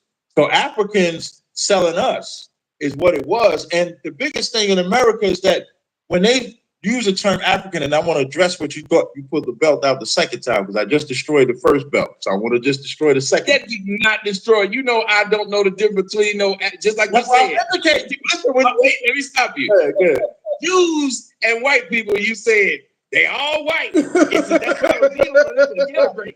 Let me tell you something. Israelites and Africans, apparently they was all black, which is why it was easy for them to integrate, which is why it's easy for an Israelite to walk around a black person and they look like the same, but they're not. Right. But that ain't the belt. That's a good analogy, but that ain't the belt, though. That ain't the belt, but that's a good analogy. I'm gonna tell you why. And that's you walking right into what I was gonna say. When you go over to Africa, like when I went to Israel, you'll find that when you go over there, they don't use the term Africa.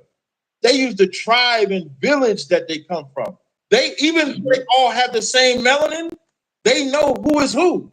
They know if you from Mozambique or they know if you from Tanzania. Just by the way that you look. So when we came in there as Israelites, just like us over here today, when some African, I look at Tommy, Tommy's not African. But I can look at somebody else, like when I'm in New York, I know who the African is by the way that they look and the way that they carry themselves. So that belt is gone. First, Cap, before you finish, yeah. Shout out to 2,100 people watching over on. Oh, definitely. Shout out to 1,000 people watching over on, which I've never even went live on X like this, Twitter. Apparently, we got 1,000 people over there watching. Just shout out to the 100 people watching over on Kick, and shout out to the 134 people watching over on Twitter. Is that Twitch? So Twitch and Kick. So yeah, got a large audience. I think I'm gonna hop on that because I've heard of Twitch. I didn't hear the Kick, but I think I'm gonna utilize those platforms and stuff like that. So I'm all right. So I put it in there. I put my Twitch and I put my Rumble in there. I didn't put my Kick in there. The Kick's the only one I did. Yeah, send me that Kick. I'm gonna check that out because I definitely want to get on there. So and that ought to you another thing about if I'm such a the white man, whatever. Have you noticed that all the pro-blacks and people who talk good stuff to blacks, they have no problem getting a YouTube page, keeping a YouTube page up there, telling people the white man let them stay on that. But me, the white man's bitch, the one who kissed the white man's ass, I have been banned from every platform. How's that possible if I'm doing their job? Yeah, you be, man, from what I know, you do some wild stuff. You got a lot of, I think you just create enemies. I remember when you came up here with Sinetta, I think they tried to get you up here, didn't they? Yes, but how did I create enemies when I don't know them? Right. Let me tell you what I did. A brother Sinetta asked me when I was up there, hey, would you come and perform at this place and debate somebody for me? Right. Do you know what I said? A black man that's up here, up in New York by himself. I said, didn't charge him a thing. And as a matter of fact, before I came in the door, put down $100 on it. Here y'all go, donation. Right. Getting ready to set up to do the show, as I was asked by a brother, didn't charge him a dime. Get ready to get on the show, and these 3 dudes walk up to me and they say, hey, you tell me something about you? I said, yes. He said, hey, man, I'd like to ask you a question. And I was getting my stuff ready. And I said, sure, because I'm very open. You can ask me anything. I'll answer. He was asking me questions, and I guess people start noticing who I was. So the people who were there started circling around me. So it just became like, and I love when that happens. It happened to me at the Million Man March. People started circling around me. So he was asking me these questions, thinking he was going to stomp me and thinking he was going to make me look bad in front of the women. Well, I then answered, because most of the time when you watch my video, it's only 5 minutes long and you hear me cussing and you think, oh my God, he just wild. But when you give me a chance to explain it, like here, I sound like I got some damn sense. So as he kept asking me questions, I kept answering them. And then it got to a point where the ladies started clapping. Now, you know how black men are if they trying to make you out to be a hater and the girls seem like they like you. So finally I said, well, did I answer your question, sir? He said, I still don't like you, nigga. And that was a shock. I don't know where that came from because I was being very respectful. Right, right. So at that point, I said, and this conversation is over. And I went and grabbed my, I reached down to pick up my bag to get ready to go up on the stage, and he punched me in the back of the head. Damn. That was it. Then as I tried to go to get him, Hugh Butter and the rest of them dudes standing in front of me, you don't want this smoke, man. Just let it go, man. Just let it go. And then when I look back in the video about 3 months later, as I was watching the video of it, of what happened, because I had my phone and somebody picked up my phone and then started filming, so you didn't see the contact or it hit me. But the little pussy nigga hit me in the head, I didn't fall down. One thing black men are good at is sucker punching people, but never straight up. He hits me, I don't go down, I go after him, they stand in between me and him. In the video, there was a man behind me with a blade about this long, moving forward towards me. And if I had stopped or backed up, he was going to stab me. Over what? Because you don't like what I say online. And even when I back it up, you still feel like you're an enemy of mine. So let me ask you something. Why is it that black folks love to say white people try to suppress us and not allow us to say what we want? Mess up our free speech. And yet it was a black person who decided to kill me because he didn't agree with me, who decided to assault me because he didn't agree with me. That's what happened. I'm gonna give you a story. Let me give you a similar story. Like, we teach on the street all the time. For those that may not know, we as Israelites teach on the street all the time. And we're kind of used to, like Christ said in John 8:32, you shall know the truth and the truth shall make you free. It didn't say it would make you feel nice. And medicine never tastes good when you swallow. It always tastes bad. But it's a medicine that you got to swallow. And when we're out there on the streets teaching, I remember this one time we teaching on the street, and this cat comes in front of us and he says, man, I'll shoot everybody here. That's what he said while he's speaking. He said, I'll shoot everybody from the blacks all the way down to the Mexican. I'll just shoot everybody. Everybody go get it. Everybody gonna get it. And the brother kept talking and telling him about brotherhood and how it was right. And by the end of it, he was on the side crying to the same brother that he said he was going to shoot. Because the problem with black people, as the Bible says, oppression makes a wise man mad. Oppression will have you not even being able to see who is your brother and who is your enemy. But you would understand how a person like me would have harsh words for a group of people, like most people do. Like, what did Moses do when he realized that the people he done did all this fighting for went up to the mountain? He came down and he's saying them out there worshiping the golden calf. What did he do? What did he do before he come down that mountain? And here, I'm glad you said that, because as Moses is on top of that mountain, the children of Israel is disobeying the very God that just brought them out of Egypt. And now the Lord says to Moses, let me alone. I'm going to kill all of them, and I'm going to make a nation out of you. Now, here it is. Moses could have been a man. There wouldn't have been no Israelites. We'd be the Mosesites. And you know what Moses did for the children of Israel that they didn't even know, and what black people need to learn today that we don't know? Moses pled with the Most High to spare their lives. Black people don't know what compassion is for black people. The only compassion That's in the city of Sodom and Gomorrah. No, hell no. But before, yes, he did. No, he pled for their lives. No, Abraham did. That's what I said. Abraham did. Yeah. Oh, okay. But now, what makes it important about this is that the only compassion we know is whatever the white man tells us to have compassion on. So tell me I don't have compassion even after I've been assaulted several times by blacks. I still, anytime someone just like you say they want to have a discussion with me, right, I'm very welcome and very open. No, you are. Now, what I talk about is black people in general, because I'm including myself in that, even though I have the compassion. I would sit there and deal with a brother. I get threatened all the time. Everybody tell me they're going to beat me up and all this stuff and everything like that. It never bothers me. It never phases me at all. But if something happened. You know why, nigga? Because you like 6'10", built like LeBron James. That's why it don't bother you. You be like, I wish you would try it, nigga. Are you ready to swing? To white America, we were actually die. I remember when the Paris bombing happened, and everybody made Paris their thing. But when stuff happens to black people, we don't think to do anything about it, except maybe march. The only thing we I might was going to say they did something with George Floyd. They made this man a martyr. who, George Floyd? Yes. Okay, but I think the only thing with Say her name, whatever Taylor. is it Taylor? Breonna You talking about Taylor. when he ran Breonna Taylor. Breonna Taylor. Yeah, Breonna Taylor. But those are the anomalies. But when it comes to playing, she ain't get no compassion.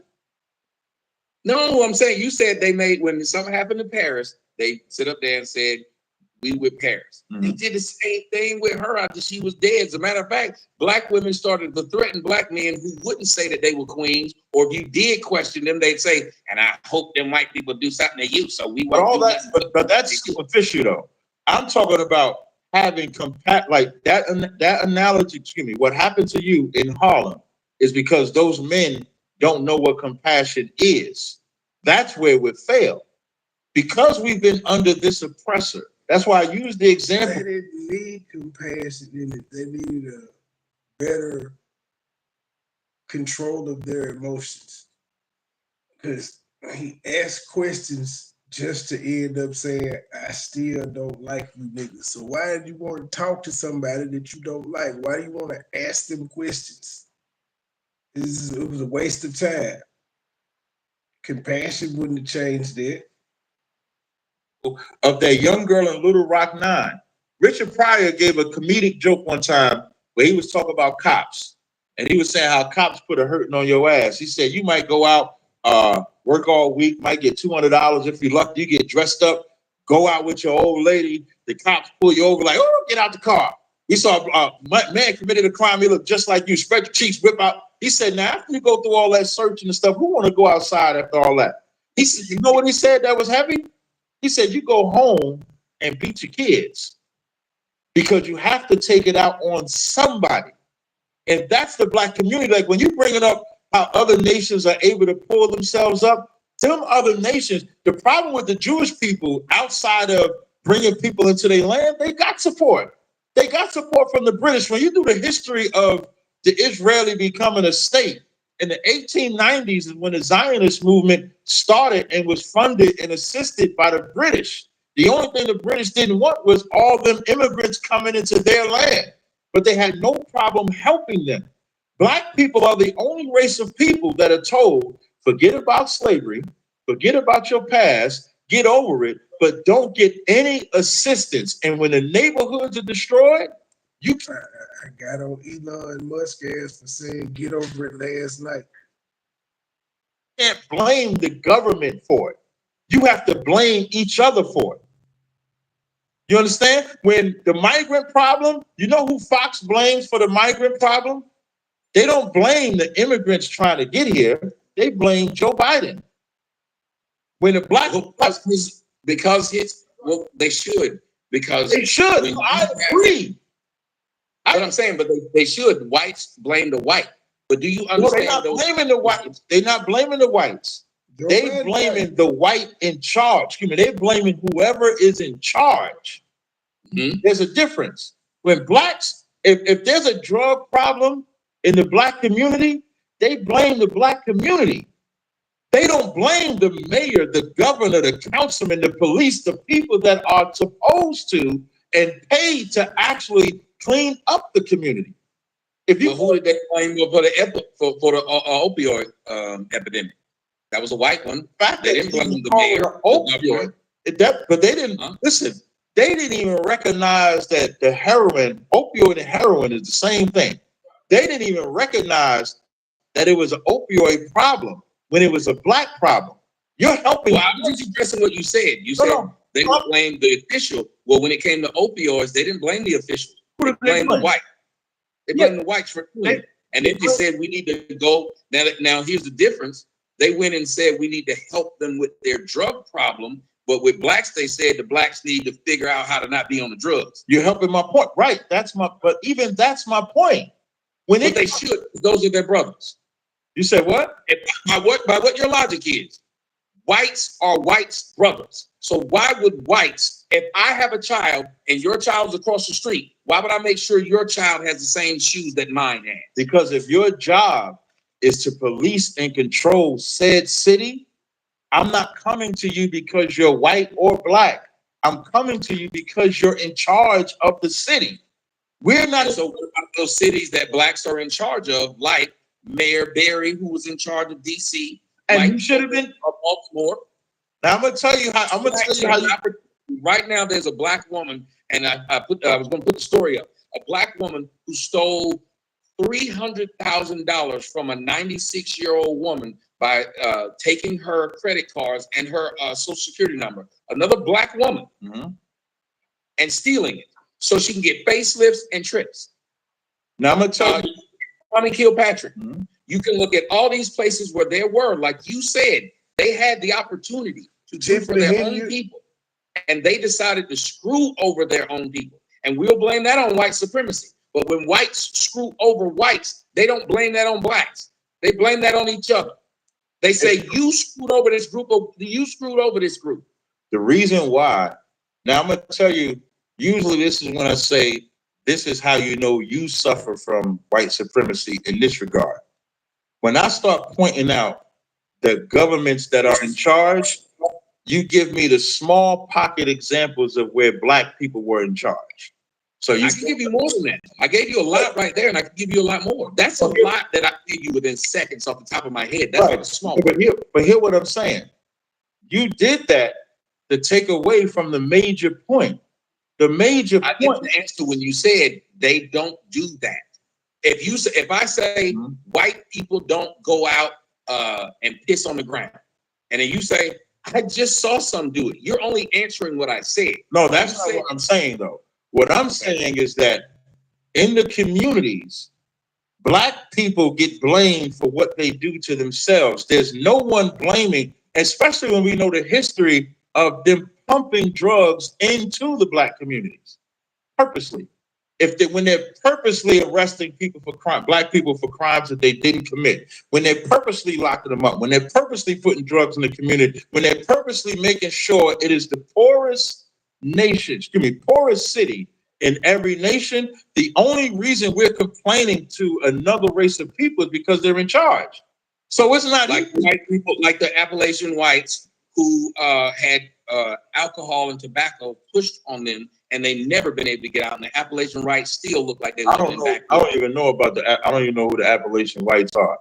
You can educate me on it, but I don't even know. West Virginia, Tennessee. Those whites are struggling. They're backwater. They literally are sitting there in trailers. And who do they blame for generations of people in trailers? And generations of alcoholics. And generations. And who do they blame for that? No, I'm saying they blame them. They call them white trash. Okay, no problem. They don't give them shit. That's why they got mad and voted for Donald Trump. Because they saw they don't get anything. They saw that blacks were getting bills to get to them. They saw that Jews, they saw that it's everybody else was getting something. But all they do is call those Appalachian whites trailer trash. No problem. No white trash. They give them nothing. When you mention that opioid problem, if you mention crime, it only became something that they wanted to address and to show you how they wanted it to look a little or sound a little better for white people. They didn't call it a heroin problem. They call it an opioid problem. For blacks, it's a heroin problem. For whites, well, to be fair, the form that they were using was heroin. Now there is opioid in heroin, but they were shooting it up in liquid form. Pills, these were pharmaceutics. These were supposed to be doctor prescribed. Nobody was expecting for the world to become junkies, because you don't think that's what happens with stuff prescribed from the doctor, even though it happens time and time again, but you still think that they're safe. But pill form, totally different. it's an opioid problem because opioid sounds medicinal. Heroin, sir. the world got sprung off prescription drugs. That's why that was the main ingredient in the medicine. Now they probably, as you said, they gave it a fancy name to be able to sell it and say it's an opioid drug instead of a heroin drug. But that was the pharmaceutical companies. It was medicine. It's a pill, Vicodin, all of that shit. That's when Eminem was rapping about Vicodin, Lortabs, Percocets, Roxys, Oxycontin. Sounds crackish. It sounds detrimental, even though both of them are detrimental. And I'm not saying they call them different things because one was made in a lab and the pharmaceutical companies did it to them. So America did it to their own whites. Yeah. They did it to them. Remember, it wasn't blacks. They can't say blacks came and sold it to them. They were giving this to them. They were writing scripts for this. Right. And then now they're complaining to the same whites that was doing it. But when blacks commit crimes against each other, when blacks sell drugs to each other, they blame us as if What's up, Infamous? we do it ourselves. We can't go. When we start blaming the government, you start blaming the mayor, they say, nah, it ain't the government's fault, even though we find out that it was the government's fault. The whole time we saying it's the government's fault for these drugs coming into our community. And they say, no, it's not. And then we find out that the CIA and Ronald Reagan and all of them was at fault and was doing it. We're like the opioid epidemic. Yeah, the pharmaceutical companies don't listen to the pharmaceutical company is different, but they get government approval for every drug, so the government still had their hand in it because they had to allow them to do it. They passed the FDA and all of that.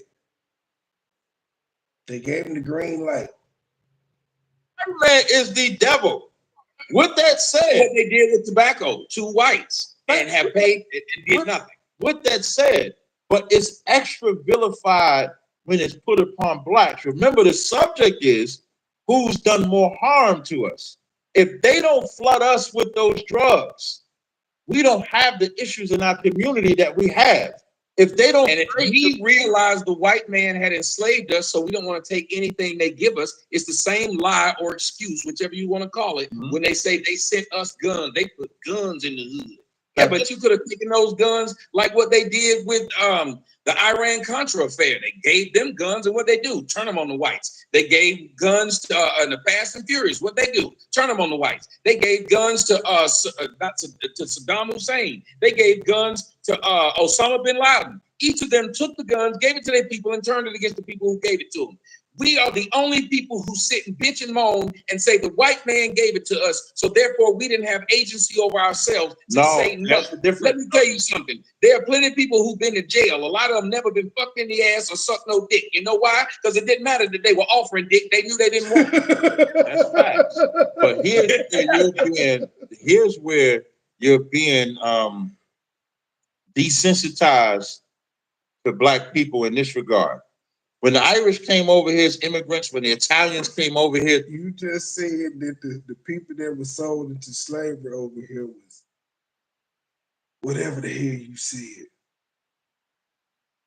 Immigrants, they robbed and stopped people, and they didn't want to be accepted either. But you know what happens eventually? The white man let them come into society. And those Irish became police officers that you see in Boston and can keep the racism going. As much, that's what I was telling you. They integrated. They said, "Let's do it ourselves." No, it ain't that. We looking at it as that they integrated. It ain't just that they integrated. They were accepted by who they were being integrated with. Oh no! I didn't say they integrated. What I'm saying is they said they don't want to let us in, so we'll just have our own little pocket. They treated them people like crap. You're talking about the Irish, right? Yeah, all of them. You ever seen the games in New York? But that's they literally treated them people like crap. So what they said was, we have to be closer, and then what we'll do is start making our Captain own. Tazariak and Thomas like in Atlanta. You remember you just told me I can't use these things. Well, yes, you can. If you saw what the Jews did and the Irish did, what they did was became their own police officers and their own mayors. So they did it when the Panthers became their own police officers. The police changed the laws. So now in California, This is why we should become lawyers. Wait. When they can't do that, that's why the Jews did it. wait, but the leader of the Panthers was intelligent. That's how he knew the law. Not intelligent, a lawyer. And we know this, even the Bible tells you about that. Here's the difference between you knowing the law, which is what He's crazy as hell. Listen, Tommy, he was so smart that he knew how to carry the weapon, when to carry the weapon, when to sheath it, when to lock it, load it. He knew all of that. And you know what California did? Changed the damn gun law so that they couldn't do it and that they could not police themselves. And then Davis was hated, walked into the courtroom knowing the law and destroyed them legally. Say it one more time. And yet Angela Davis knew they didn't like her. They were against her. She went into the courtroom, knew the law, and destroyed them legally. But Angela Davis was working with the CIA. She was working with Gloria Steinem. That's what I was saying earlier. That feminist movement, Gloria Steinem, who worked for the CIA, infiltrated. That's the COINTELPRO. She was arrested, but then they let her off to show what? Well, let Angela Davis. All the charges against her, she was able to beat them, and she did that because they were just trying to put a show for the rest of the world. Absolutely, because Gloria Steinem and Angela Davis led the damn feminist movement. No, I'm saying, so what was the show? Like, what did they want us to see her be arrested, charged with all those crimes, and then you know what we think of when black people are arrested? That would be a bad plan if they wanted to get her locked up for the world to see. She go in and defend herself. She's supposed to just be a hood black woman that's dangerous to society.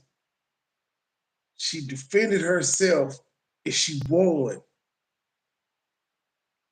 It's the feds, I'm thinking too. That's a bad look for them to show the world. That's black empowerment right there. Just by the optics, she was able to beat them because she knew the law. For what we deem as being something positive, that they're for the movement. That's why most people believe Angela Davis was for the movement. But most people don't know the history that Angela Davis worked with Gloria Steinem and the CIA. Most people don't know that because she had the afro, she had the pump fist, so they don't know that she was with COINTELPRO.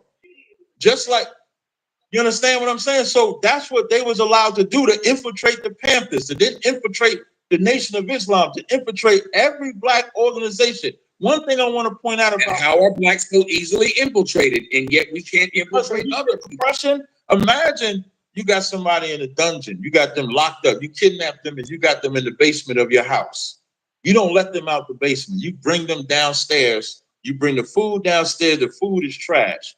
And then one day, you let them come upstairs, watch TV with you, and eat milk and cookies.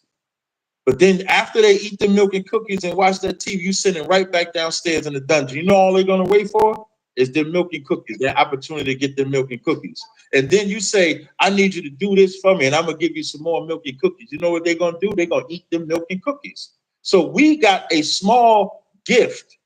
That's why in the Bible it says they have healed the hurt of my daughter slightly, saying peace, peace, when there is no peace. So if you take brothers that are oppressed or in poverty, and you take some white man that come with the COINTELPRO and say, I'll pay you X amount of dollars. Unfortunately, you have some of us that will accept that, which is why I can't argue that you have some black people that have sold us out for the white man.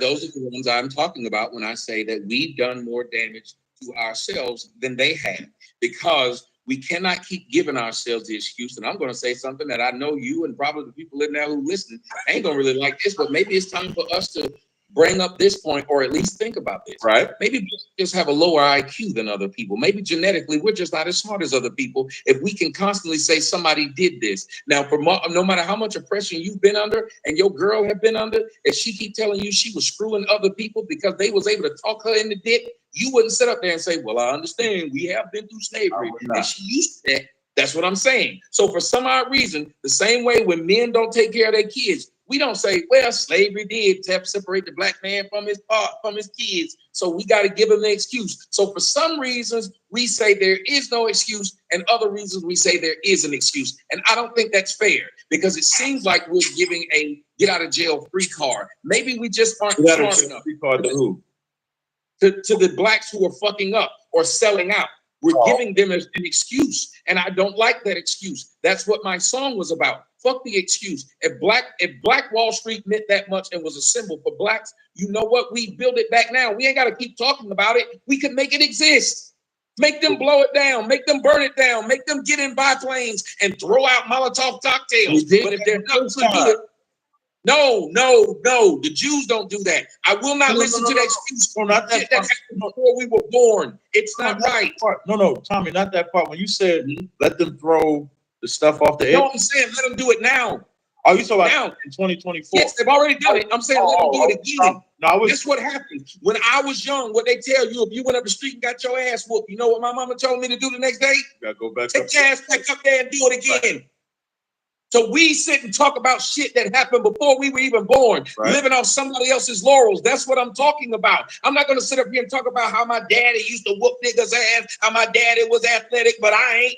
And he sit up here looking at me talking about, he basically looked at me like a failure. He wondering why his son ain't like him. It's like a dude who's real athletic, Dwayne Wade, and then your son gay. He out there in dresses. That's embarrassing. And let me tell you something. We've embarrassed everybody who built all that stuff you say they built, because we talking about it instead of being about it. We should have been and rebuilt that stuff back then. Was you a preacher before? Was you ever a preacher? It sound like I preach. I know. I don't.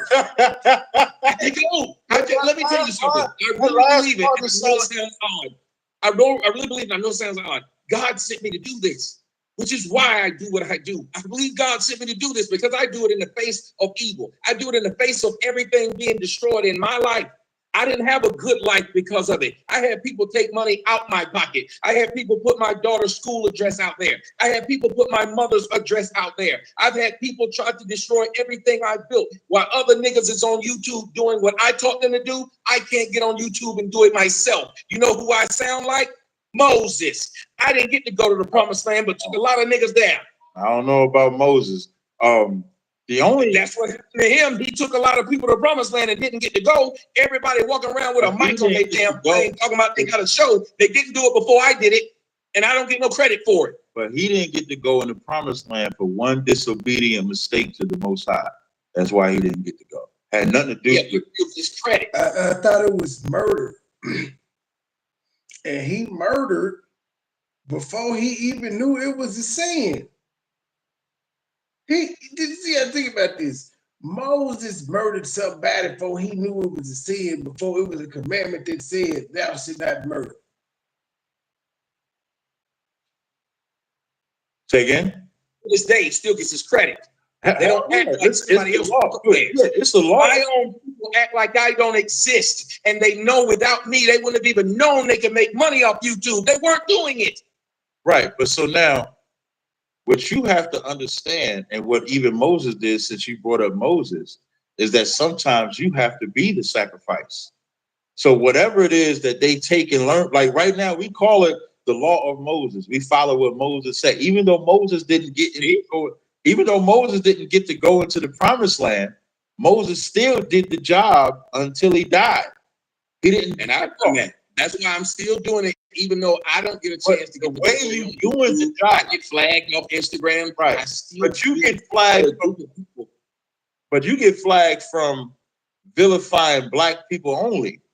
From what I know of your reputation, and maybe you can correct me if I'm wrong, I don't know of you charging white folk for the crimes that they've committed. Maybe you can help me. Maybe you can help me. Well, first off, I do charge.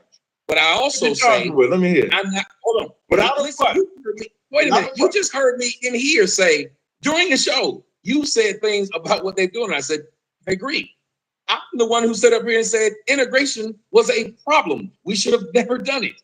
Why would I say this if I'm Mr. Pro-white and never say anything about whites? As a matter of fact, one time I was kicked off of a platform is when I brought up what the Jews did. I'm one of them who sit up there and talked about how is it that Kyrie Irving can just tell people to go look at something and he got to say, you ain't never seen that video they put around of me going off on the Jews? No, You ain't seen that yeah, video? you gotta send that one to me because I have not seen that. And I went slap off. And that's where we differ. Because as you sit here and just vilify black people, and then when I point out, I just vilify. Yeah. After asking me, do I vilify others? See? Then you ask me to direct you, and I will continue to direct you. Here's the thing, though, that you won't point out. Fine, I just vilified blacks. But Dr. Umar just vilifies whites. And as a matter of fact, he just vilifies black men who date white women, snow bunnies. But he allowed the black women who put money in his pocket for them to date a white man. He don't go around and tell them don't be with cavemen. That's all right. He don't talk about them all damn day. Tyreek Rasheed tell you about white supremacists, suspected white supremacists all damn day. And he don't get flagged, and he only talk about one group of people. That's it. So if you can't tell me that I only talk about one group of people when a lot of people only talk about one damn group. The Jews only talk about the Palestinians. right? One group. And ain't nobody kicking them off because they do it. You need to talk about the Jews. Most people, if you're a masculinist, you talk about women. If you're a feminist, you talk about men. It is crazy to say, oh, you should be talking about a lot of things. No, I shouldn't. I'm a painter, and I want to talk about paint. Now, if you want to talk about lumber, then you do it because you're a construction guy. But don't tell me I should talk about every part of the house. Right. But whatever you talk about, you have to give appropriate history for. You made a point to say you're not going to talk about the past. You also mentioned earlier in this dialogue that we're not taught history. Black people, if you in 2024, if you start going to black people, start telling about history, it's going to be like this stick right here. It's going to be slavery, integration, and we're here right now. There's going to be nothing in between. So most black kids or this generation, whatever generation Z, X, or whatever this is, does not know of any of the great things that black people did under duress. Why is that important? Because black people are under duress today. So if they don't have anything that inspires them, they'll have nothing to look at. So you gave an analogy like the father that was the fighter, and then he looks at his son. If the father don't tell the son about how he used to fight, how is he going to now learn to fight himself? He's not. So we have to be that generation that comes along and says, okay, black people did this, but this is the root cause of it. Why? Because but that should mean that I'm getting flagged because I don't say what you think I should say, because there are many people who don't give the root cause, and you know it. I ain't the only one who doesn't give the root cause, but they're allowed to speak. Because what you should be able to do is like how you're doing is come in and debate me. Speak to me about what it is that I'm not doing. Like right now, this person wrote to me, she said, he's wrong. In the scripture he just read, God was only talking to the Jews because he was tired of them sinning. The portion of the Bible has nothing to do with black or white people. The first five books are all about the Jews. Right. And it said the Weinberg, Germany. When King Conrad III, yes, the books of Moses, that was him saving his chosen people, the Jews. Even though we never explained how the Jews got into slavery anyway, they just ended up in Egypt somehow after the world was destroyed. The Duke of Wealth in 1140 Egypt had pyramids and everything, whole worship system after the world had ended. And had placed Weinberg under siege. The wives of the besieged castle negotiated a surrender, which granted them the right to leave with nothing but what they can carry on their shoulders. Then she said, and this is a black woman, then she finished it with saying, he's wrong. In the scripture he just read, God was only talking to the Jews because he was tired of them sinning. The portion of the Bible has nothing to do with black or white people. The first five books are all about the Jews. Right. And it said the Weinberg, Germany, when King Conrad III defeated the Duke of Wealth in 1140 and had placed Weinberg under siege, the wives of the besieged castle negotiated a surrender, which granted them the right to leave with nothing but what they can carry on their shoulders. Then she said, and this is a black woman, then she finished it with saying, those women were white. Black women would have not chosen their men. Remember, they were told that they can only leave with what they can carry. You just told me about how black women decided to go with the state instead of with their man because the state could give them a little more crumbs than they could get at home. Yet these women left all their earthly possessions to leave with their man when they could have stayed with the men who were the marauders. And they said, I'd rather have what I can carry on my shoulder and walk out with my man than live in your castle. That's what they did. And let me tell you something. That was black women and black men in history in America. It only changed. Well, first, let me back up to the whoever sent you that message that said that was to the Jews don't know the Bible. Jews is only one tribe. You have 12 tribes. That's what make the Jewish man fake. I know we on Rumble, so hopefully I could just say that. But make the Jewish man fake. Jews is not something that they could claim for all Israel. You have the tribe of Judah, Benjamin, Levi, Naphtali, Manasseh, Issachar, Gad, Ephraim. It's 12 tribes collectively. So when she said, he was only coming to save the Jews, not everybody else. When the woman was asking, right, when salvation is of the Jews, there's three terminologies for that. Because Christ also said in Matthew 15:24, I am not sent but unto the lost sheep of the house of Israel. So Jews were the ones that was in the land during the time of Christ. The house of Israel were the lost sheep that was scattered. So in Deuteronomy, the 28th chapter, that was to the nation of Israel, which are 12 tribes of Israel. And that analogy that you gave, you agreed with me that before integration, the black man and black woman was becoming the #1 household in America. And that's the biggest threat to him. That's what sparked the feminist. So then why would she then, if she knows this is happening, why would she from white man? So now here's what we got to do, Tommy, you and I. What we have to do is, if we're recognizing that the black man and black woman, you agree with me on this, was becoming the #1 married household in America. It's not just what she did, it's what did we do? Because now you want to turn the black woman back into what she was. Not only do you give her correction, you give her protection. So now if you say, what did we do? Now there's no finger pointing. The biggest problem between a black man and black woman, you know what we do all day, what I see on social media? The black man ain't shit, the black woman ain't shit. The black woman, you did this to me, and da-da-da-da-da, my mother did this, and the black man say, excuse me, black woman say, well, nigga, all you did was have sex with me and leave me. Nobody says, the black man and black woman do not fathom that they could say, hey, we both fucked up. We both fucked each other over. We both destroyed each other. The only salvation we have is each other. The white man, they don't believe that. They believe they don't need us. That's why they cheer every time one of them did. Do you understand that black women got in front of their TV sets by the millions and watched a show called Scandal? Do you think they would have done it had the president have been a black man and he was cheating on his black wife with a white woman? You think they would have done that? They also got in front of their TVs by the millions to watch a white man marry a kind of white woman over in England and said, thank you, Prince Harry, for making a black woman a queen. That's what black women said. I didn't make them say it. They sit up there and right now, they will back up a woman by the name of Kamala Harris. They said, she's a black woman like us. You mean that woman that called herself an Indian just fired? Right. You mean that woman who married to a white Jew and he got 5 kids and none of them by her? You mean that woman? But yet if Kamala Harris was a black man and he had a... That's something true. I thought you said something. I said sometimes he has a point. Not a lot, but sometimes. I'm just saying.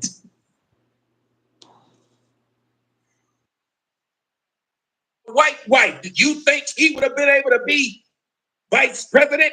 No, he wouldn't have been able to be vice nothing. And then I'll give you one last one. You got a woman, you got Angela Davis sleeping with white men and white women, yet they still back that woman up. Then you got a woman by the name of, what is that woman's name that write all them books that they say, Shall I Rise? What's that woman's name?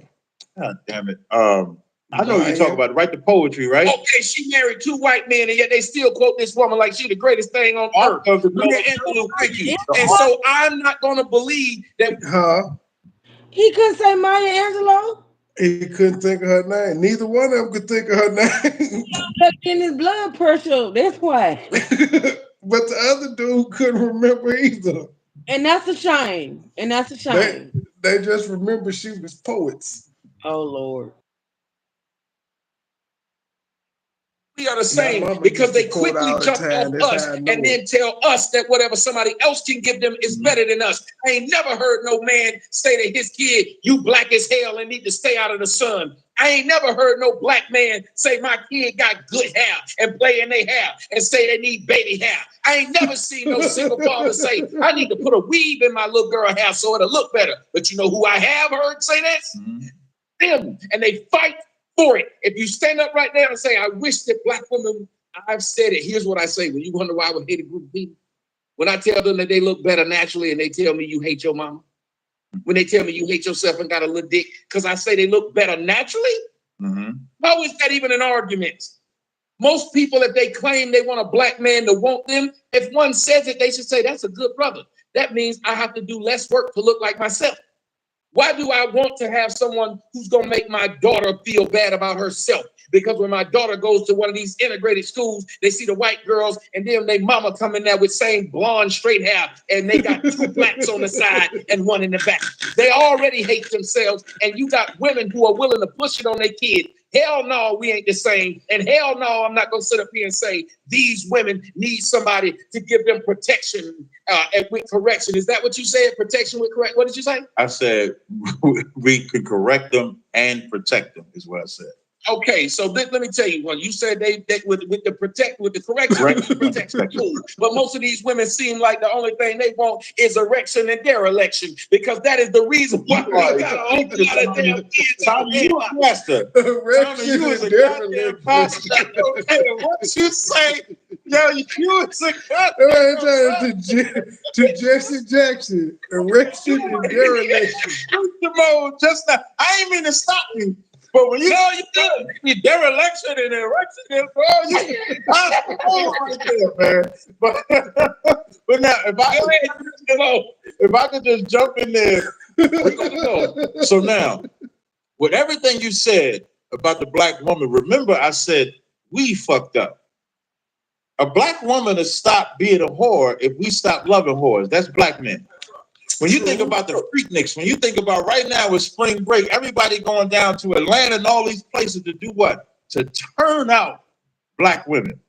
If we were to do the whole vilify thing that you did for black women, black men become pimps and pimp out our women. All of us are not excellent fathers. Some of us abandon our kids. We're drug dealers. It ain't black women that are drug dealers destroying the black community. Oh, bullshit. It's black bullshit. These women gang banging and everything, G. And they robbing the hair store. What are you talking about? They equal rights on their front. It's a whole bunch of women in jail for murder, nigga. They use cars and everything. They find crafty ways to kill you. Antifreeze. Yeah. Cut your brake line. Stab you. Now, see, now I can agree with you, but ain't no damn women cutting on brake lines, man. It's women that mechanics. We not getting up under no car. Now we may. It's women that's mechanics. You might put something in your tailpipe, in your gas, shit, but put something under your brake pedal so you can't stop. No, we ain't cutting no brake line. We doing all that now. Men that are drug dealers destroying the black predominantly. I ain't saying they ain't no look at you. I ain't saying they ain't no black men. Hey, but and they are wanting these men though. So who's that? Wait, all black men are drug dealers. Are you saying all black men are drug dealers? No. I'm not saying that. Are you saying all black men are breaking the I say about 45% of them are drug dealers. It's my number, 45%. law?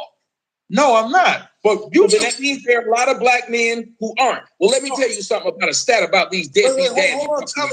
Did you know that there are twice as many black women in the United States with children than black men? Did you know this? That's fine, but we just listen. No, you can't skip that. No, I'm not skipping it because I get all of the evils that the black woman is. I get. No. I'm saying I'm not even talking about evil. We No, gotta call it what it is. You said that there are men who are deadbeats. I agree. No, but here's what I'm you're not doing. You said you need to point. You said You're not gonna scoop past the fact that the black women got to be evil. All black women ain't evil. And then you sitting up here talking about you need to watch some damn Lifetime and some Discovery ID and shit of that nature. Cause see, we'll fuck up your car. Hell, we might even these white women around here plotting whole murder scheme. They Oh plot yes. that white women is killing. But why we got to be evil? Well, that's why I say women are evil in general. That's why I just told him, no, it's white. The women cutting up too. Our women ain't evil. Our women ain't evil. Shit is evil. Women in general are evil. He said black women. He said black. I ain't got nothing to do with they argument. I call all women evil. I don't give a damn what race they is. They all bleed. They all think the same. They all got emotions and feelings. You walking around talking about all women are evil. So They are. you expecting a motherfucker to stick you. Yep. Well, you ought to shut the hell up. That's why I eat a lot of fast food. You can't poison me. Shit me. Yeah, you can't poison me if you don't cook. It's more than one way to steal a cat. You got but there's what you gonna put my toothbrush in the toilet? They ain't gonna kill me. They may make. Yeah, you got juice in the refrigerator, don't you? You drink milk, juice, and shit of that nature, don't you? No, I drink out of a can. I open stuff out of a can, ma'am. You just thinking about food. See, you just thinking about food. Shit. I have to worry about the drink either because it's cans. It's Sorry, don't tell me you don't drink a cup of Kool-Aid here and now. No. You don't drink no juice, no juice, nothing. Nah, just no. That's all. You Coconut know water out the can. You know you could pin a little, like stick a little hole at the top of a can too, right, with a little needle. Nah, he ain't got no needle like that, G. Okay. And then then the drink will be coming out. So I was like, why the hell is this drink switching out the hole? After you open the drink, do you watch it the whole time? It's just me. I'll have to, unless Baby Petty go poison me. I ain't talking about if it was just you. You trying to say when people around me, yes. I watch my beverage. The fuck? Yeah, you trying to say can't nobody get your ass. I'm a YouTuber, man. These people be plotting. They're making me. I'm just saying you better think broadly, sir. Don't just think about your food now. Y'all, Q is still missing. If anybody wanted to know, she still has not uploaded a video on either channel. I'm really worried, guys. They just got to the 30K celebration. They had promised $2,000 in baskets and shit. And they ass and hide, you know, call them folks out. We need to see the winners, ma'am. And the pregnant lady with the twins, has she had the babies yet? You see, that's why them folks hide, Troy. You need to stop. Leave them folks alone. I don't care about the other stuff. I just want to know about that. I want to know when Philly Phil gonna get to use her mod stick over there again. Bye. She probably moderate the comments and block people that talk shit. I bet she do. I bet she be all in the comments. She tried to get my nigga Gabe earlier today, man. She thought Gabe was gonna go. And Gabe was polite, cause I'd have said more than that. Gabe was very polite. For real. Gabe said no uncle fuckers allowed. Baby, I'd have said way more than that. I don't think she actually attempted to hit the link though after she asked. Because he dropped it a couple times for us. And I don't think she attempted to hit it. You know what she had to say? Absolutely. She's sitting over there with the one-eyed bandit.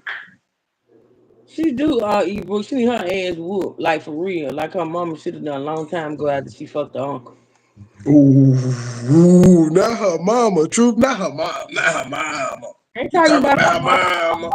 mama. All I said was her mama should have whooped her ass. That's Now all we I got. Now we're gonna have to hear for 2 more years how you talked about her mama. fuck that bald head bitch. Fuck Oh goodness she was gracious! she was drunk, gave it the weekend too. Shit, she was told the fuck up. It was early though. Okay, what time was that live? Now ain't you the one that said on one of your lives that Oh lady had yeah, in that coffee cup in that cup? Come on yeah. I now. think she be at work drinking. I think she have a little taste on her lunch break. She go to the car and Come have a on. little taste. Hey Greg, come on now. Just They saying. should give her a breathalyzer. Child.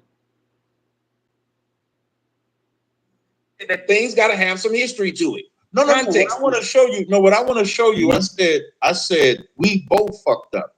The black man and the black woman. We have both fucked each other over.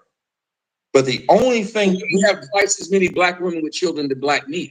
okay, no problem. Is that possible? But now, Oh, it was some Cheryl said the other day that triggered me. Damn it, she was talking about misogyny and all of those things. In she was talking about it's the men that make the laws, and I simply put, it's more women than men.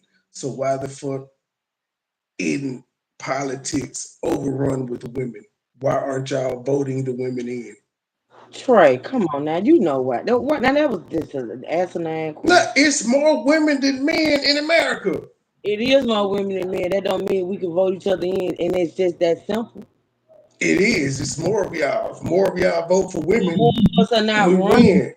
More of us are not running, and it's a That's reason a for woman's problem. the child. Whatever. It's not like y'all are being stopped from running. They just won't run. And then women in turn are voting for men, even when it's women. Cause they have to deal with motherfuckers like Trey. Whatever. They ain't stop Hillary Clinton. Hillary Clinton is still questionable if she's a woman, sir. That is not right. That Hillary, is not right. got the balls and Bill got the coochie. That's why he. Just because she wears a pantsuit don't mean nothing. I'm Philly just saying. Phil wear pantsuits I'm just with saying. shoulder pads and shit. Whatever. That's what you had to wear in politics. You can't be up there in no dress. You have That's to a have on a lie. little That's a pantsuit. lie. Trey. That's a lie. What female politician has been up there in a dress, or do they all have on a little blazer? Of course they're gonna have a blazer on, but you know there are blazers that it's like an outfit. It's a dress with a little straps, and then you They have the have blazer. on suit pants. No, Truth. they don't. No, they don't. They Not do all. have on suit pants. Yes, they go look at it. Go look at any debate with the women in the gym. You ain't gonna see nobody in no miniskirt or no dress. It ain't gotta be no miniskirt. They come in the gym like they Mormons, pants sanctified, Sanctified people. pantsuits and shit. Sanctified people wear dresses, not Yeah, pants. they touch the flow. They got to go past their ankles. Yes, and so yeah. That's not a yeah. They ain't wearing no dresses. To just do pantsuits. I'm gonna find one. I'm gonna find one. You're not. I'm gonna get You you. ain't. From Sarah Palin on down, they all had pantsuits on and shit. You had to bring her Cause Sarah Palin was a trailblazer, pioneer of sorts. of sorts. Who gonna be Donald Trump running mate? Don't nobody want to run with. He should get Oprah.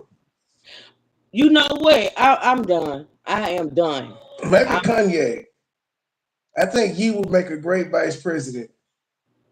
yeah, because Donald Trump is certifiable and so is he. Both of them need to be I on wonder paper. if the clown would like Steve Harvey if he was Donald Trump vice president. Would he still like Steve Harvey, or would he join Issy in her smear campaigns? Steve Harvey is not finna run with no Donald Trump, sir. All right, He might. I don't know. He might. Charlemagne and them changed up. here's your counter. Every time I say that we both Niggas is fucked up, tired of bad. you make sure to point out what the black woman did. I'm not. No, I'm saying she has more of the brunt of the blame. I am not going to say, if you say 50-50, it makes too many people say, well, then I don't have to hold myself accountable. No. But if you want to say the woman is 60% and the black man is 40%, that's fine. But in a race of people, in the ethnicity of people, the black man is the pillar and the woman supports that pillar. The black man has to take the helm. So now I'm going to use my organization as an example. We have men in our school that were fucked up before they came into the school. We have black women in our school that were fucked up before they came into our school. And you know what we did to both? We corrected them. We told the black man the shit that he was doing wrong, how to correct himself, be a better father, have a job, learn to keep the law, stop being wicked and evil as hell. We told the black woman to stop being an evil bitch to a man, evil bitch to her kids, all of that shit. And then what did we How did that work out? It's beautiful. Like if you want April 20th in North Carolina, I'm about to tell you, in North Carolina, I got your number, April 20th. We having a Passover. You can come see how beautiful it is. And you're gonna see a sea of black women that are you better not do like Sinetta, invite me somewhere and I get punched in the back of the head. I'm tired of falling for the okie doke. I'm tired of falling for the banana and tailpipe. Tommy, you can be my special guest. I'll be your escort. You'll be in the safest place you can be. But what you'll see is resurrected black men and black women. And that correction with protection, not the erection that you added to it, but the correction with the protection. I think I'm going to use that. The correction with the protection. You're going to see that in full effect. And you know what you're going to say? Man, these Israelites got it together. These Israelites did something that I've never seen. They corrected the black woman, and look how beautiful she is. No, but hold on. Here's what I got to say. Before I give it back to you. I just want to say that one of the first groups that ever showed me love, ever, was you cats. Most High in Christ. That's why I never had a problem with y'all. Y'all were like, Tommy, now you here, we're going to fix you too. We're going to fix you too. We'll correct you too. And then the black woman will get corrected and you'll be like, God damn. Now, and you'll still talk about the black woman. But you can talk about the black woman when you corrected and protected. If you corrected and protected, you can talk about the black woman. You can talk about. I am though. You said who? Hold on. I am though. Let me tell you something. You know how many black women in my life right now depend upon me for damn near everything that they have. You said say that again. I don't know my business. You know why? Because if you let them know your business, look how they tried to destroy my life. Everything they find out and know. Listen, if I don't want to stop the time, but I want to tell you something. When you say destroy you, like I go through that. Like I've had people, I have a daughter that has Down syndrome, right? I have people that try to exploit that and say she can't come around my organization, even though she can, even though she does. Talk about me, I mean, like a dog. So I get exactly where you're coming from. So I understand that part, but you still gotta correct and protect. Because even Christ, if we both believe in Christ, Christ said, remember when they hated you, that they hated me first. They killed a man that did nothing but give them the solution of correction for protection. But he didn't stop. You know, and I'm not, but wait a minute, that's what I was trying to tell you. But even though they tried to do all this, I didn't, because I know that what I'm saying has to be worth something. Because just like they said, let me kill Christ. Mm-hmm. These niggas that's up here talking about selling drugs and fucking hoes, these men make it. They love them. These women that you talked about when you said these men selling drugs, do you understand that men can go one of two ways? If you are sleeping with men who are doctors, right now, if the fine bitches said, I will only fuck niggas who have a doctorate. You know how many thugs will leave the street and go get a doctorate? Because they want that fine woman. You know how many men don't even like sports like that, have still played the sports because they know the women want a fucking athlete? You know how many men have tried to rap like King Von said, I rap because these bitches like rappers. Now, you know what that says, but you know what that says, though, that they weak on the women. And that got to get corrected so they can. Ooh, say it again. That they weak on a woman. So when I talk about when I talk about it, I say, I know you are. Just like how I speak about if white people are able to manipulate us, I can't keep blaming them. If women are able to manipulate us men, I can't keep blaming the women. The men must be weak. That's exactly what I've been getting at. So my song was saying that. So we can tell men we're weak if they run up on the women like this. Nobody says, but you a man, you ain't supposed to be putting us down like that. No, I got to call it what it is. It is a weakness. And if I don't call it a weakness, you going to think it's okay to still do it. Now, I just want to add this stat too, because you were talking about with the white women. Somebody just sent me this black marriage in 2021. 93% of black women have a black husband. And so I just want to, yeah, which is the shame that they would then cheer for not getting one. If not even think about it, that means only 7% is messed up in this particular case. That's all I'm pointing out. That because let me tell you who the black woman only has the black man. She don't have nobody else. Fact. Ain't nobody going to save her, which is why she always talks shit with a black man. Saving her though. No, but I'm saying somebody else saving her from us. Remember what they did in the 80s? You might not be as old as me. I'm an old man. I'm 48. I'm 49. Okay, then you know. In the 70s and 80s and early 90s, what did black women do to black men on public television in front of millions of audience? Oh, they was independent. That's what I'm talking about with they told them that we were drug dealers, gay, got STDs, we don't work. They're more educated than we are. They're having a hard time. They were telling the white man all day in front of the world. They told the white man. That's like the frequency of the feminist movement. Like the 70s, 80s, and the 70s and 80s was like the incubation of we about to hate what? He got mommy. I saw about it. Did you say he got mommy issues? Yeah. Black men. We about to promote it. That's what I was saying earlier about the feminist movement. Like that color purple, the author of the color purple was also with a white man. And that goal was to vilify. So she made Danny Glover be a woman beater. You got them sleeping with the underage girls, all of that, so that when we would look at a black man, the black man would be looked at as nothing, not even realizing, like you said, the black woman need to wake up and understand all she has is a black man. And who wrote the color purple? Say again? Who wrote the color purple? A black woman. That's what. So let me go ahead. He made me sick. I think you play him when you want to trigger me. No, this is both of them are going at each other. This is a good conversation. I agree with both of them. I mean, it's interesting, I must say, but he's an asshole. Yeah, he just blamed me and he said men are weak. He just said it. Yeah. Pretty much. So that's pretty much what he said. He said if y'all require doctorate degrees, it'll be a whole bunch of niggas in college right there. We online classes. They still be selling their drugs while they doing their online classes because you got to pay for college. It's like you strip your way through. They still be selling their drugs, but they'll be graduating.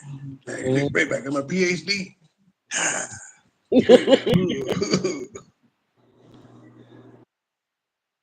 Get this straight. On the internet in 2024, or when I started 2009, they can't handle a black man talking about them that way. And yet we had to sit there and watch The Color Purple. We didn't get to go off on them.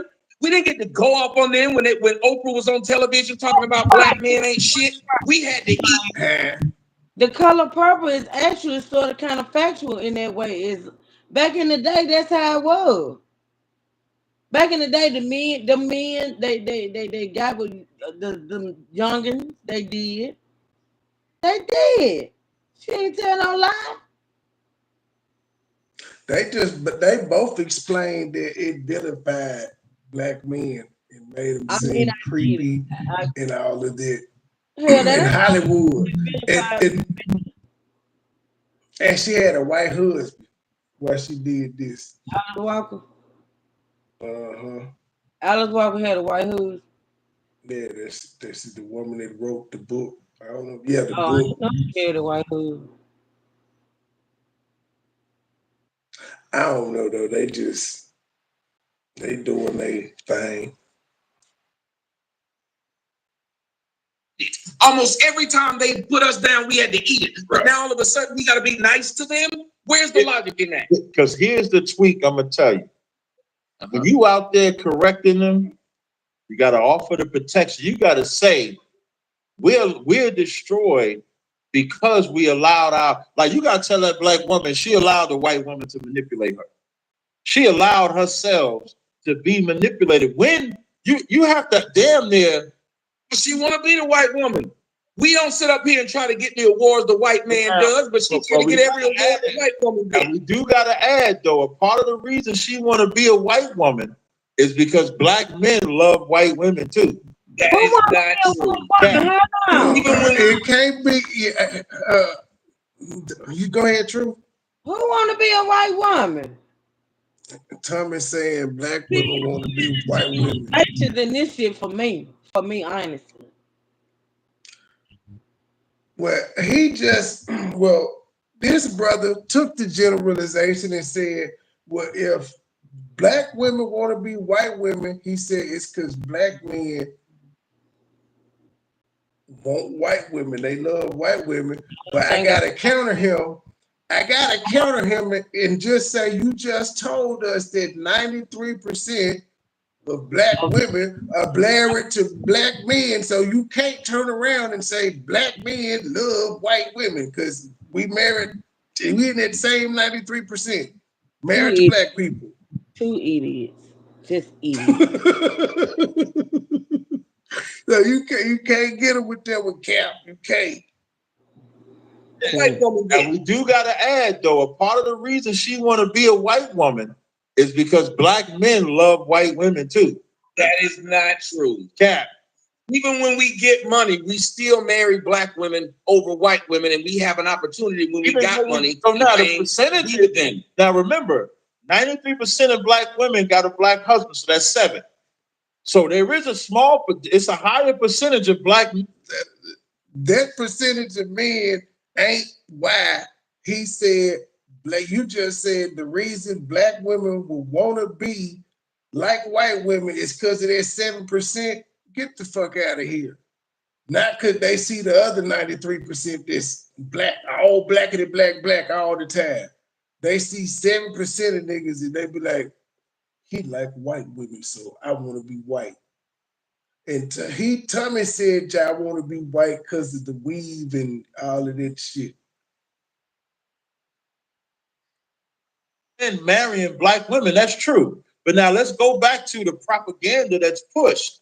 The propaganda that's pushed on the just like the propaganda that's pushed on the social media and on the Like that propaganda you just pushed saying that black men love white women. that's what I'm about to That's say. propaganda, bro. No. Most black men you know is with a black woman. Most black men you know be lusting after black women online. We don't be lusting after white. And the ones that we gonna keep it 100, the black men that we know with white girlfriends, they busted as fuck. They fat. They honey boo boo mama. They ain't popping.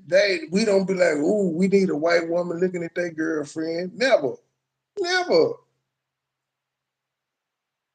know what I'm saying? But I'm saying it for a reason. I said that to counter you saying about the black woman. And this is why. Because when I pointed out 93%, you didn't focus on the 93, you focused on the 7. No. I was saying, why do they cheer? I was focusing on the 93%. So a black man with a black son or a black daughter gotta watch his black wife sit and watch TV cheering for this girl talking about some they kid got beautiful hair. Why would you say that in front of me and my child with you? No, now, so I don't really know too many black women. Just like you say, I don't know a lot of black men with white women. I don't know a lot of black women that push that narrative. I don't. I mean, black women, you know, Subconsciously, it happens. weave. We And bone straight. black men with white women. I don't know a lot of black women that push that narrative. I don't. I mean, black women, you know, with weave. It's bone straight. But now weave is Bone just straight. you said who? Bone straight? Bone straight. So now, Blonde hair. so now when it come to weave, now just for criteria purposes, I'm not This is the weave thing. is not my This is the thing. Okay, so black women want to be white women just for the hair. I I think he got more.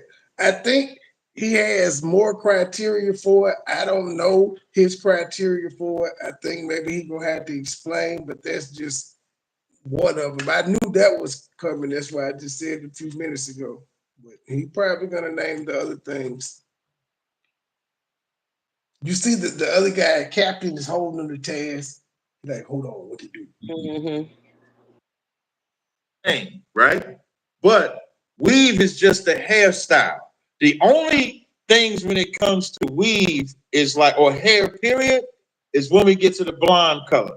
I do believe I don't think that a woman getting a weave or a wig that's a different style, I don't really look at that bad because white people aren't the only people that have different textures of hair. So I don't really look at that bad. I do look at blonde hair though. I do look at What about red and pink? You'd rather walk around looking like a troll doll than a regular black chick. And when it comes to when your hair ain't done, Right. you'd rather put on a bag on your head and walk out in public than let Saying troll dog. He get on my. He's so angry. He got mommy issues. It's the character for the YouTube. He's ain't get his money. Well, not even for YouTube because he's on Rumble and X and shit. Just ain't get his money. Oh shit! I gotta skip. that's a different style. I gotta cut this out. The weave combo. Weave is not my thing. I'm straight. bone straight. So now, Blonde hair women, you know, with weave. it's like you say, I don't know a lot of black men with white women. I don't know a lot of black women that push that narrative. I don't. Black women, you know, with weave. It's bone straight. But now weave is Bone just straight. you said who? Bone straight. Bone straight. So now, Blonde hair. so now when it come to weave, now just for criteria purposes, Realize that most of that bone straight hair is like actually like Chinese or shit of that nature. It ain't. I don't think that hair is white woman hair. I don't wear a lot of weave, so I ain't no weave expert, but I'm just saying. I'm not. Weave is not my thing, right? But weave is just a hairstyle. The only things when it comes to weave is like, or hair period, is when we get to the blonde color. I do believe I don't think that a woman getting a weave or a wig that's a different style, I don't really look at that bad because white people aren't the only people that have different textures of hair. So I don't really look at that bad. I do look at blonde hair though. I do look at What about red and pink? You'd rather walk around looking like a troll doll than a regular black chick. And when it comes to when your hair ain't done, Right. you'd rather put on a bag on your head and walk out in public than let the world see your actual hair. I want you to see something, Tommy. I want you to see something within yourself. And I don't know if this is just from personal experience or not. When I try to make it even about black men and black women and what we do wrong and correct them, you abandon the niggas. Because I told you I don't believe it's even, so I won't do it. Remember, we're supposed to be on opposing sides. If I already told you I don't think it's even, why would I not? You said that you said that blacks are. See, I think that all of this shit is the white man's fault. You think it's I just told you. I told you the German, the women when they got taken over by the Germans, they could have left their Jew men, or they could have left without their material possessions. When our women was getting raped by white men, they still stayed with their black man, and the black man had nowhere else to go. White men have never offered to let black women come and displace their women, ever. Well, that's the point, though. Name a group that's offered to displace their women for black women. Name one. They should, but I don't think they should. No, I just said, so then you can't say they stayed with us. The point of the story I told you was those men wanted to keep those women. Right. They thought that if they told them you can't take your possessions, that those women would be materialistic and stay. But the point, those women said you can keep it. Got you. But whereas those women got a choice, there was never a choice given to black men or black women did have a choice. You just said it. You said they gave black women a choice to kick the man out. And no. But that's okay. But you're jumping the part of history that I'm not talking about yet. I'm not talking. You're right about that in the 70s, but I'm not. I'm talking about during the time of slavery up until integration is the timeline that I'm talking about. You said that we stayed married in a greater rate than them during the time of Jim Crow and during the time of segregation. You said this. And so we don't go back to slavery. No, gotta go to if you just take the numbers, what destroyed the numbers of we stayed together at a higher rate than anyone else in the United States? What destroyed those numbers was civil rights leaders that wanted to integrate. So now you have to start with the black. So Martin Luther King's dream. You said the feminist movement. No, I'm too. Well, at that time, if we had stayed with the civil rights movement, the civil rights was still for blacks to stay together. Hell, the feminist was for blacks to separate. Right. And you quoted the young lady by the name of Shahrazad Ali, right? So you cannot have reverse field and say it was civil rights. The civil rights still had us together. Before I didn't say civil rights first, but I did say two things. I said the drug epidemic and the feminist movement was the two things in the 70s that separated the black man and black woman. That's what I said initially, because they flooded us with drugs. That's when the Nixon era and the Reaganomics era came and did that. The reason why I highlighted civil rights, because you said that the family was together, and what separated or marked the separation of this family being separated was integration, which was led by the civil rights movement. That's the only reason I brought up the civil rights movement right then. But as far as what separated the black man and the black woman was drugs and the feminist movement. That's what I said initially. But my initial point was there was never anything that they gave a black man or black woman to be separate from each other, ever.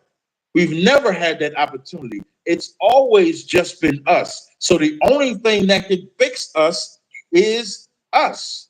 We don't need a white handout. We don't need an Asian handout. We don't need no handout. But we do have to have compassion on each other.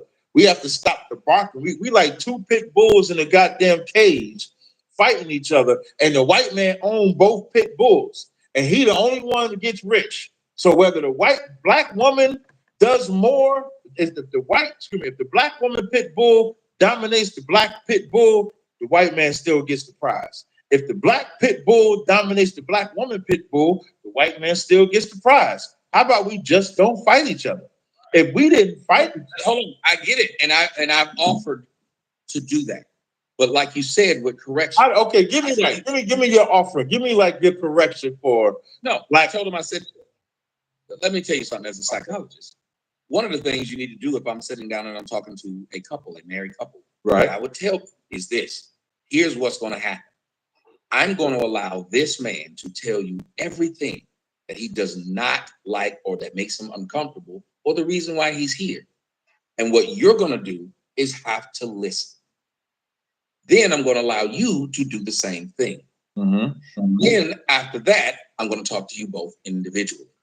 Then I'm going to bring you back, and what we're going to talk about is a solution to a perceived problem, a solution to a real problem.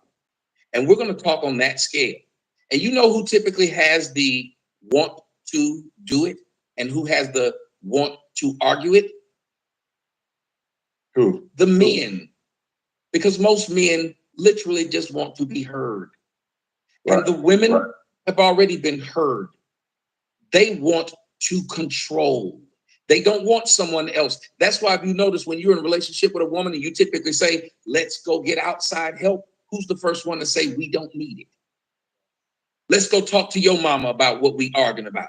Hell, let's talk to my mama. Nope. Let's talk to my daddy. Let's talk to my brother. And they will say no. And as a matter of fact, they'll make it seem like you weak for trying to get somebody else's opinion because they want to be able to say what they say to you and not have the public or anybody else see how they speak or how they treat you. I was on a show today with a black woman from England. That black woman came on and she was supposed to be respectful because the gay man up there couldn't beat me by himself. So he brought that woman up there. And I said, go ahead. The guy said, you want to talk to two of them? I said, I'll talk to any of them. When she knows, the first thing she asked me, how old are you? Are you with a woman? She asked me all these personal questions. Did I get mad?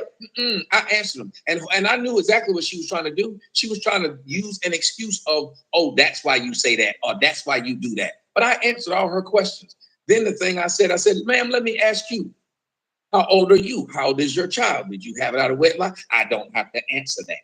I said, see how you did that, ma'am?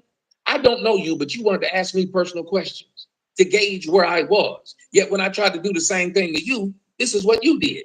As a matter of fact, when we have conversations with women, they'll say you got a little dick, ain't had no pussy, which is weird from a group of people who want you to be faithful. How are you going to measure my manhood? I get mad when I'm trying to go out and get as much pussy as I can. Last I checked, when I watched Pac-Man, this nigga got measured by how many motherfucking pellets he could eat. So he was trying to eat as many pellets as he could. So if I'm getting measured by how much pussy I get, hearing that from a queen speaking like that, calling each other bro, yeah, I'm going to say that there's a problem here. One of them feels like they're entitled. And when they're entitled, they talk to you any kind of damn way. Like what happened up there in New York when those two twin girls ended up getting stabbed and they sit up there and said, oh, it's because a man asked for their phone number. And when he said no, he stabbed him. I said to a woman, I said, first off, if a guy's drunk and irate, why wouldn't you walk off?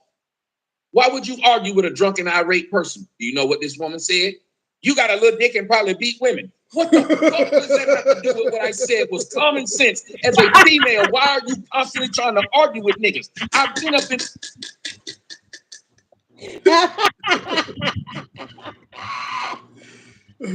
Oh, of course, you know, I'm gay. I have mommy issues and all that other shit. It just comes with the it just comes with the territory of treating women like equals. That's just all types of shit said about you. Oh, goodness gracious.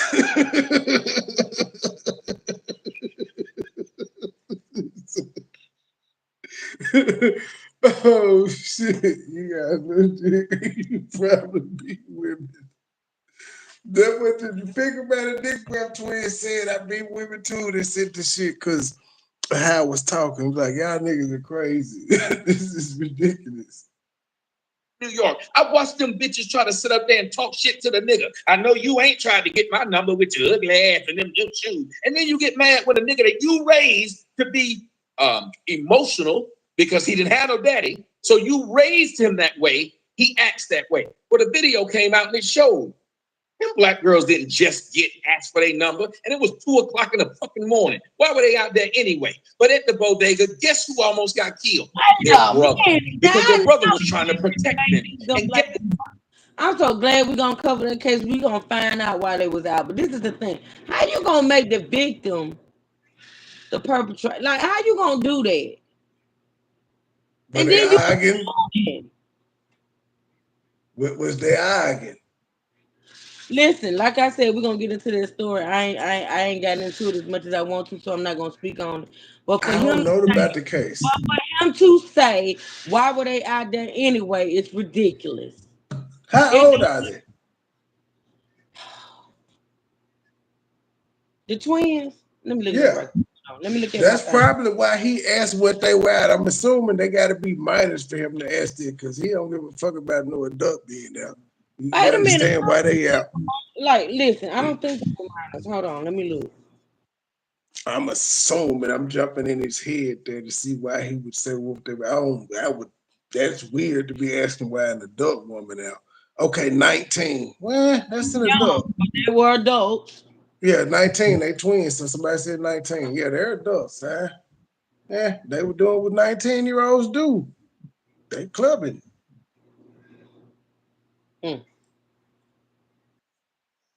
who wouldn't leave them. They kept arguing with the man, arguing with him until he finally stabbed them. Now, who does that? But if I say that, I'm an abuser instead of someone that's trying to protect you. But I got daughters. You know what I tell my daughters? Don't try to fight me. They're stronger than you and they're faster than you and they're more athletic. Smile. walk off. You know, most of the time when I try to talk to white women, or you try to talk to white women, or anybody try to talk to white women, just say hello to them. You know what they are? Pretty fucking friendly. You know why? You said white women? Yes, I'm in the South. Maybe they ain't like that up in New York. I'm in the South. In the South, I remember when I was in college, I would try to talk to a white girl and be like, let me get a coffee. You know, white women out there talking? Keep walking. Yeah, man. I used to only play in the snow. You know why? Because when I was little, I was told I was too black to date. Nobody wanted to have kids as black as I am. So you abandoned a black woman for a time? What do you mean abandoned? No, my kids are black. My point is, when I was a kid, I said for a time. I didn't say you abandoned. I said I didn't abandon them. They abandoned. You said I abandoned them for a time. Like for a time. Like let's say for a time. No, but I can't abandon them if they didn't want me. We never say that about black women who tell you, I'm only with a white man because the black man didn't want me. I do. Listen, one thing I can't abandon something that doesn't want you. You can't abandon it. You met the right one. That's a blessing. Listen, a woman don't want you. I spend my damn life. When y'all say that kind of stuff, you encourage black women to mistreat black men. When you say you're abandoning them and you ain't found the right one, that shouldn't be damn hard. Black women, it is. Hold on, but it shouldn't be that damn hard. Come on now. By that logic, you know how many white people it is? So no matter how many white people treat you bad, look for the good one.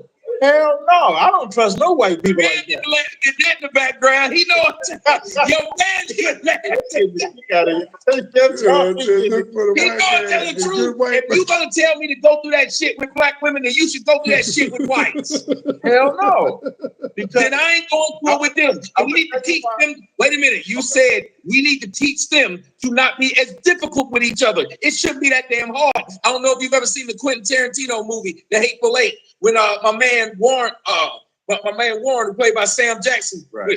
when the other guy said, "You mean to tell me you don't bring them in with the handcuffs on?" He said, "No, I'd rather shoot them. I'd rather have them be dead and I can bring them in and still get the reward money." Mm-hmm. He said, it shouldn't be that easy. He said, it shouldn't be that hard either. I don't work that damn hard to get my paycheck.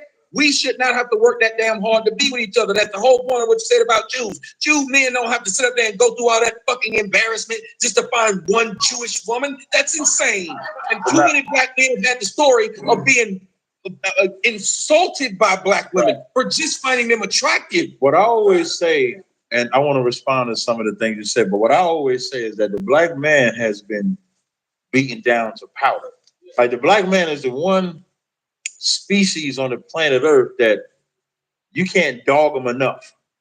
And I like your homeboy. He need to be just always in that. I like this nigga.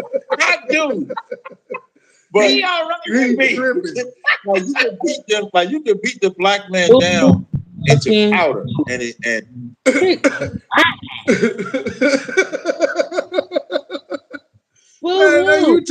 Now you telling the other dude to quit crying? That ain't even Tommy talking. Whoever it is, quit crying. I don't care who it is. Honestly, I don't. Because you know this is why the manosphere exists, because y'all tell us to be quiet. This is why the manosphere exists. The thing about it is black men are, it is what it is. We already know the black man, they down on them.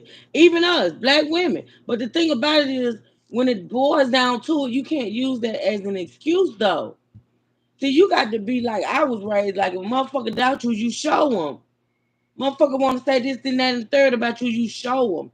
You don't sit there and cry about it and use it as a crutch.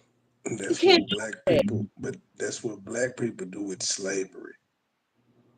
You can't listen.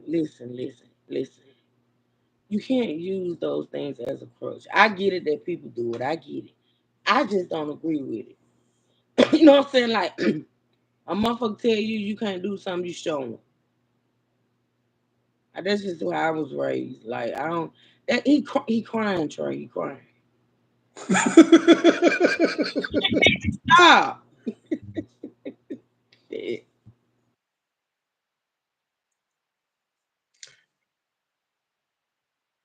It's all good. It doesn't matter. You can vilify him. It doesn't matter if it's the black woman doing it, the white woman, the Asians. Like, I remember what you said about Kobe. I remember when Kobe died, and I think it was Gail that was still trying to bring up the so-called rape charge. Yes. Right. Go So I totally get that, but I wanted to touch on something you said. You said something about the counseling part, and this is where I have to talk about my school again because I counsel, so I have to study and read a lot of psychological books and stuff like that to do the counseling. So I get exactly what you talk about. I would have to disagree with you that women don't want counseling because I counsel a lot of them. But what I also would say is that within that counsel, you actually fix them. Like we fixed a lot of marriages. We fixed a lot of women that are bipolar. Like men are. He fixed bipolarism with counseling, not drugs. First of all, and right, and God. first of all, women are more prone to want counselor than men. Who are these people? I know one of them is old crusty nose over there. What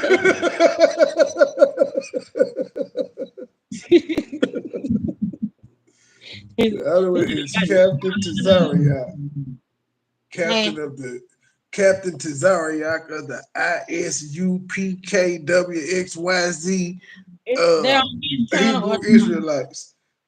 They're on. They were on both, but I shared Captain Tazariak link oh, okay. because Tommy was. I don't know. I don't know his new YouTube channel. I just get it on Rumble, and I saw it, and I was Okay. like, I was gonna download it from Rumble. I was like, let me see if this shit on YouTube. And sure enough, it's a lot of channels that covered it. I'm late.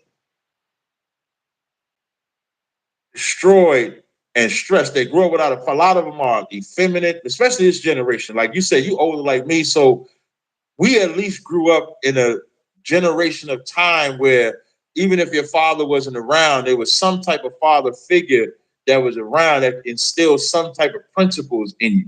Whereas these generations, because they've grown up by their mamas, definitely, because they brought up by their mamas, they acting like they mamas. Now I'm not talking about again. I'm not talking about my generation. No, I know exactly what you're saying. You know what I mean? So the fault. I used to tell people, look, I myself, as a black man, had a lot of traits like my mama because I was raised by my mama. Right. I remember sitting and watching myself one time at Popeyes, and I was sitting up there getting ready to order something. I think I was like 16, and I was just standing there like this. Yeah, and you had your hand on your hips and everything. Yeah, I'm sitting up there, I'm thinking, wait a minute. I had to notice. I think, act, and believe almost like a woman because that woman has told me, and I've seen that. You know how many black boys put their feet in their mama's high heel shoes? Right. Because ain't no daddy around. Right. You know how many little black boys instead of I knew it. I knew it. I knew he had mama issues. And this is the thing. If you don't know your pappy, if your pappy raised you, how did you know what traits you took out for him? He know it daddy. He was up the street. He Well, just so had you a wife. His daddy had a wife, and his mama knew it, and she wanted to make the wife mad, so she got pregnant. What the fuck? Listen, see, mama is that is black people. That is typical black nigga shit though. That's shit in the hood. that ain't Ma'am, that is typical. What's not typical is fucking your uncle and having a baby. That's not typical. Let me tell you something, Trey. See, this is the thing. I'm not finna do this with you. Cause I'll bust you upside your head. Cause you know what I'm saying. All I'm saying is, if he wasn't raised by his pappy, how in the hell do he know what traits he got from his pappy? And his mama got a lot of, and he grew up in the house with a lot of his brothers too, and they all had different daddies. Typical black shit. No, see, there you go. There It you go. is. I got 4 baby mamas. Truth, I'm part of the problem. Yeah, you are. You are a lot of the problem. Yes, you are, dude. I'm just saying. So if it's a mama like that, they got several baby daddies, then you in the house with your siblings. Okay, so your child was fucked up. Your mama was a hoe and she wanted to try to get that man down the street. Okay, so when did you get over that? He over it. She a preacher now and everything. He is over it. No, he's not. He's not over it. You the one said he got issues. No, he talking about present day. He was over it. First of all, he wouldn't even be bringing it up in this scenario. He's not over it, Trey. He's not. He over it. And I bet He if over it. he's sitting here in this moment blaming his mama for his traits, for how he is as a man. He's but that's not blaming, that's osmosis. If that's all you're around, you tend to mimic what the hell you're around. He was around his mama all the time. So is he So feminine? Do he walk around twisting and shit? Do he he wear said makeup? he said he caught himself at about 16 at the Popeyes ordering food with his hands on his hip like his mama. That's why that And he woman called him gay. realized he was That's why that he woman called realized him that he gay. changed. That's why that woman called him gay with a little dick.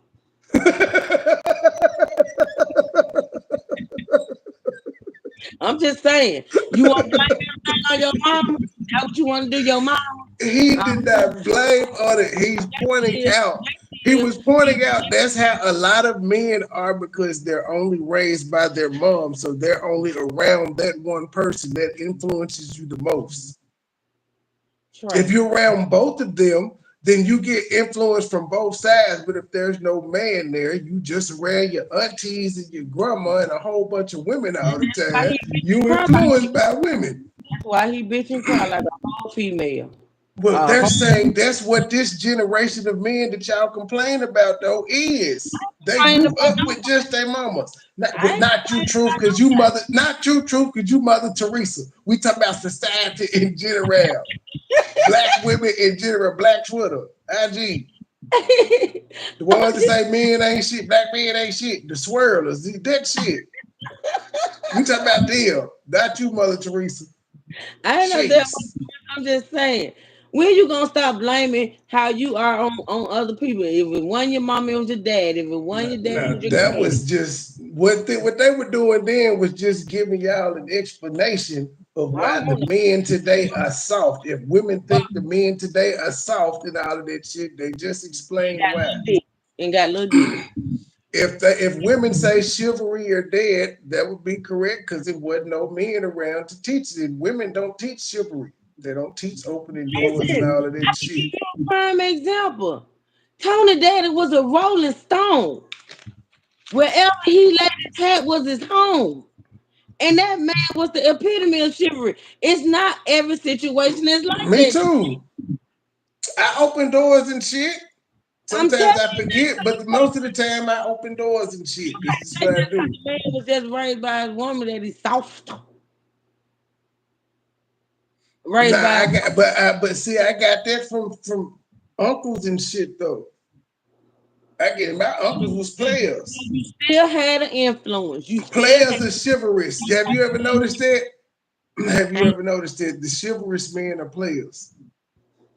No, because no. You just said Tony Daddy was a Rolling Stone. I got 4 baby mamas, ma'am. I open car doors and shit. You a hoe, but that don't mean same thing. I'm not gonna argue with you because I'm not gonna argue. Same difference, player, hoe, same thing. This what comes with chivalry. That's why. See, y'all be generalizing stuff too much for me. I don't like that shit. Like I do not. That's the world we live in. It's general, like motors. It meals. I'm sick of you. Just shut the fuck up. Just play the tape. Play the tape. Right? But no, that what we just heard though, that wasn't them complaining or blaming anybody. That was explaining why women are complaining about the type of men that are out here now. Oh Lord. Okay, Trey. Okay. Watching their daddy shave, they watch their mama put on makeup. Why you think them little gay boys do better makeup than women do? That's sad. There was a reason for this, bro. And this is why, with the correction and the protection, the black man has to lose the effeminate side that he has. Yes. Which comes from being raised by a single mother. Whether that single mother, you gotta use that masculine side of her, which is beating that man down, to accept that role. Say that one more time. Most black men are afraid of black women to even approach them. We have to either be that weird nigga at the gas station who just don't give a fuck about. I'm just saying though, niggas have got cussed out. That's where the fuck you bitches come from. He need to be afraid. He don't need to approach no black woman with his dumb ass. That's all he date. That man, I heard that man say he been with white women too, Trey. Didn't I hear him say he been Yes, with but that's all he currently dates. He ain't had a white woman in about 10 years. That was the last one he had. He has had one though. He has had one. I've had white women. I can get a white woman there. Oh my God, Jesus. Just What's wrong? What the hell? Are you racist? I am not Truth racist. racist. I am not racist. Why I can't get a white woman? Huh? Why I can't get a white woman? I never said you couldn't, Trey. You can have all you want. Any minute, You money, blew hard though. When I said I could get a white woman, you kind of blew hard. because I can blow if I want to. This sounded real racist stuff. So me blowing made me a racist because I blew hard. That made me a racist. Yes, right after you pointed out, he said he date white women. What's wrong with that? But I it's never been about 10 years for him. What? I said it's been about 10 years for him. I don't give a fuck if it was 20. He still been with one. Trey? I mean, I went from my first 8 years of schooling. I was the only nigga. It wasn't no black option for me to talk to at school. I done dated white women. Calm down, Trey. Calm down. You do not have to defend yourself. It's my mama's fault. She made me go to the school. Two brothers that went to private school, all white schools, and they have yet to date a black woman. I am not judging. I'm not judging.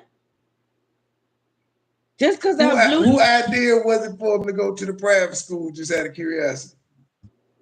they had scholarships. Well, partial scholarship. Who idea was it to send them? My mama. I knew it.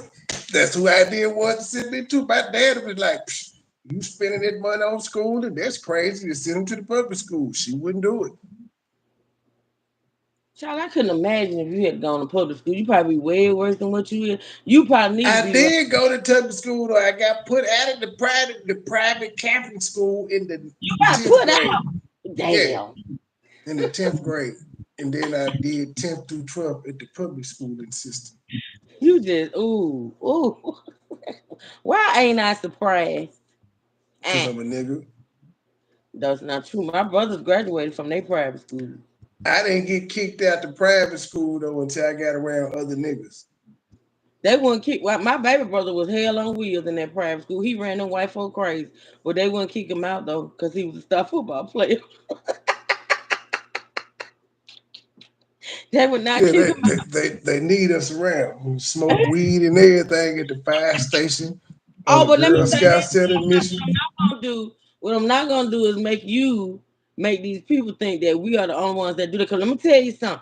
Those white kids that my brothers went to school with, bad as hell, doing all That's who was buying the drugs. Cards, stealing their credit cards, throwing parties with the parents was out of town. Them was some bad little fuckers. Yeah, that's who was buying the drugs. Yeah, just cut that bridge. They was bad as hell. Them children were bad as hell. They do be getting high influence. Yes, they do. They sure do. They be on acid and everything. I'm just saying. On us, them fuckers bad. That's where I got my first trip of acid from. My first tab. White folks at the school. Good old white people. Gotta love them. Set that role. Say that one more time. Most black men are afraid of black women to even approach them. We have to either be that weird nigga at the gas station who just don't give a fuck about being turned down and he walk up to everybody out the blue, or we're afraid because we know she's not gonna say, like the white girl used to tell me if they weren't interested, oh, that is so sweet. I'm sorry I got a boyfriend, but you are so handsome. Not black women. The black woman told me I was old and crusty today and didn't even know. I told you. It went from gay and lipstick to old and crusty. I told you. Black women are treacherous. Jeez. used to tell me if they weren't interested, oh, that is so sweet. I'm sorry I got a boyfriend, but you are so handsome. Not black women. The black woman told me I was old and crusty today and didn't even know who I was. That was her fucking response. First response is you ugly or you old or something. Now, why is it that this group of people want to try and destroy you as a man? This should not be a thing. We should not get to the point of where I'm trying to address you. How many times have you seen black women try to expose niggas? That's why you was in my DMs, nigga. Hey, but they never seen no white woman. See, this is the thing. Why in the hell he think women would be accept him in that way, or you know, pacify his ass when he speaks the way he speaks.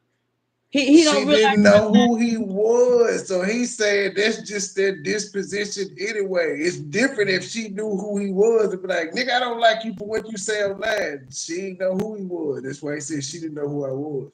I just tried to holler, and her response was, "You old and crusty," instead of "I'm good."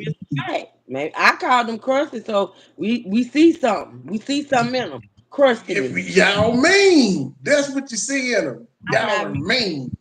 I'm not. I'm not. I'm not mean. I'm just saying.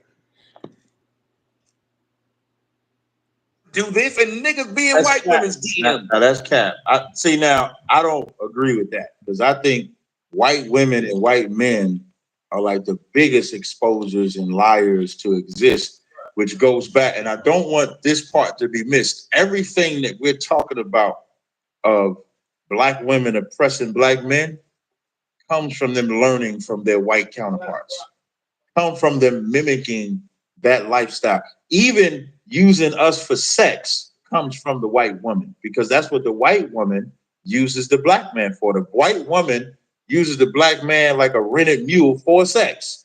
That's all they want. They love. They love. Why is that? Because they white, they use them for sex. That logic would go for all women, not just white women. No. So it wouldn't go for Mexican women or Latin, like I don't know nothing Asian about women, those. I don't know. Indian. I'm just talking about black women. What the hell we gonna use y'all for sex for? Some of your sex ain't even that damn good. What would white women use them for? They would Cause they say some of the sex ain't good neither. black sex is better than the white man sex. You just said some of it ain't even good, so why would we use y'all? I Make it said make sense, Truth. I said some of it. I said some. It's better than you know what? I'm not. See, you be trying to trigger me. You really be trying to trigger me. So yeah, I see what Truth doing. She speaking out both sides of the neck. She don't know which way she want to go. I She don't know which way she okay. want So to go. let me put it like this: no matter if the black man says ain't good, it's better than Billy's. How many billies have you had to Not a one. for Then don't. research? So you can't say you've never tried white pain. If Yeah, you ain't had Billy Bob pain, you don't know. Billy Billy Bob may ain't have that stroke. they got a little bit of peens. So They you be. think all white men got little dicks? You think they just white? I do. They got little dicks in their ass. That's what you think about white men. That ain't How being. do you get the That's stereotype them like that? That's racist. no, that's not. No, it's not racist. No, it's It's a stereotype. saying. The ones I done seen, they live. You said they who? I said the ones I done seen, they little. So you think how is it say how many white penises have you seen? We're just gonna go down the rabbit hole. I've seen several on porns. I've never seen one in person. Like just if you had to guess, just put a number on it. It's 100, 200, 500, 1,000. How many have I seen? Yes, watch Truth gonna say like three. Watch it. How No, many you seen? no. It's been probably about 20, 25. I knew it wasn't gonna reach the 100. She had to be modest. Who want to see 100 white peens? You just say who the same person that want to see 20? That was 19 wasn't enough. that was by mistake. That was by mistake for real, Trey. They were all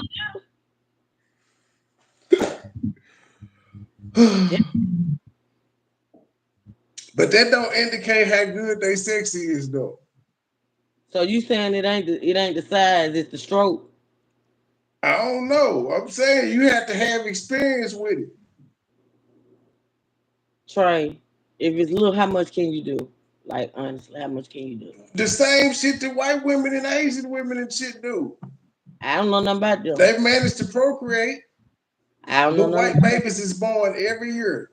I don't know nothing about all that. See, Maddie Beth born every 24 hours. I'm sure. Carter Lee. I don't know nothing about all that. Love to have the black man as the And yet, it's a lot of black men ain't never had white pussy. If it was as prevalent as you say If he it is. loved it so much, it wouldn't be so many that never had a white girl. Let me just say this real quick. That's why I'm saying the black dudes, Yours truly could be. white girls ain't fine. They fat and shit. Could be yours truly. I just, I shouldn't even be the one to talk because I ain't had that many penises. Just saying. Tommy is not gonna let the black man be talked about. And No, I'm just saying, I want to speak truth. If this is prevalent, why is there so many black men have never had white pussy? But that is all. But that same argument can be said for like the numbers of black men. There's a lot of black women that have white dick. They just ain't had no white boyfriend. No. I didn't know white boy. These white boys will tell you now. There's a reason why ghetto gaggers exist, but not Negro gaggers. Listen, the argument of black men and black women dealing interracially is not as high as people think on either side. Right. Thank you. At least we agree there. Yeah, remember, if you say something that's factual, I'll agree with it. I never argue it. Thank you. But the oppression that causes the friction between black men and black women can only come from one place. If you put us in a welfare state, if you put us in a drug condition state, if you put us in poverty, and then now we become enemies to each other, the only solution, like most people, like I'm looking at the chat right, and people are saying like Kat, talks about the white person a lot. Even you said in psychology, when you have the married couple there, you have to point out the root of the problem. And once you can recognize the root of the problem, you can look at the pitfalls to how you fell into that root so that you can avoid said problem. So if we don't recognize the white man and the tactics that he's put in place. You mentioned how they used to drop guns. I think you mentioned they dropped guns in Chicago, which is true. You can hear the stories of them dropping guns in alleyways in black neighborhoods. Now, does that mean that we had to go grab them? No, it doesn't. So now we need to shoot each other when we got them. Right, exactly. But so now once we go and try to fix that problem, we got to say the problem was the white man putting the guns there first, and then us picking up them guns and just saying, I'm going to shoot him for it. Yeah, but that's not a problem. That's what I'm saying. That's not a problem. That is you know what a gun is? Hold on, let me tell. No, it isn't. Let me tell you why. Do you know what a gun? Do you know what a gun is? It's the same thing a knife is. If white people dropped pans, knives, and forks in black neighborhoods, and instead of becoming chefs, we started killing each other with them. If they passed out guns, every black person could now have a free gun that they did not have to go and buy and protect their home. But that's what I'm trying to break down to you psychologically. That's what oppression is. When you're getting oppressed, as we've been getting oppressed, that's why I gave examples. That Little Rock 9, you want me to play the video? Like that little. That's what stupidity is. No. Listen, you can't just keep using the excuse. Little Rock 9 was integration. Give me a tool, and I use. No, I'm not even talking about. I'm not just talking about the tool.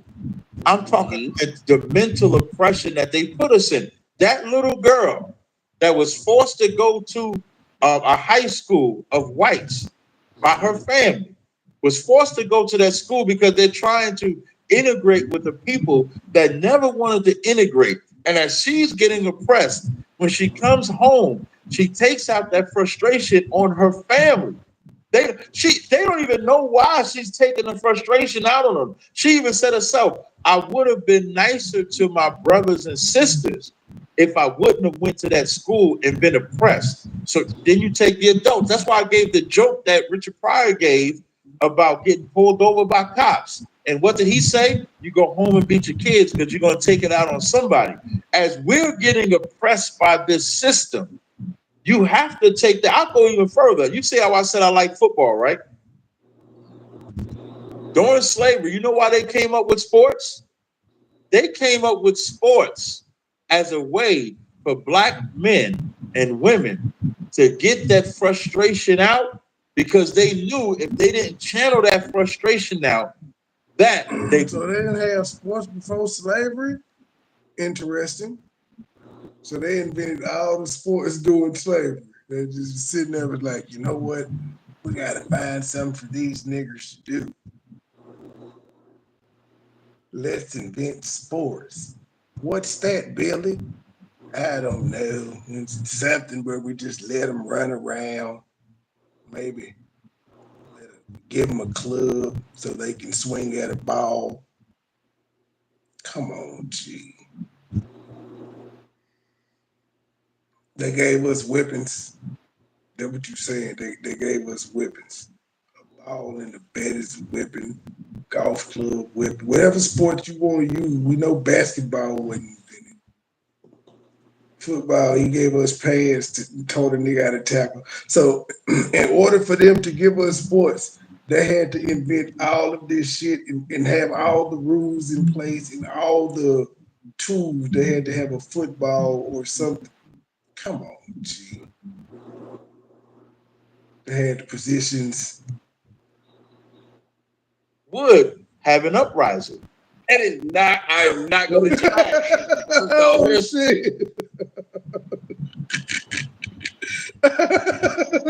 He caught that shit like, hold on, G.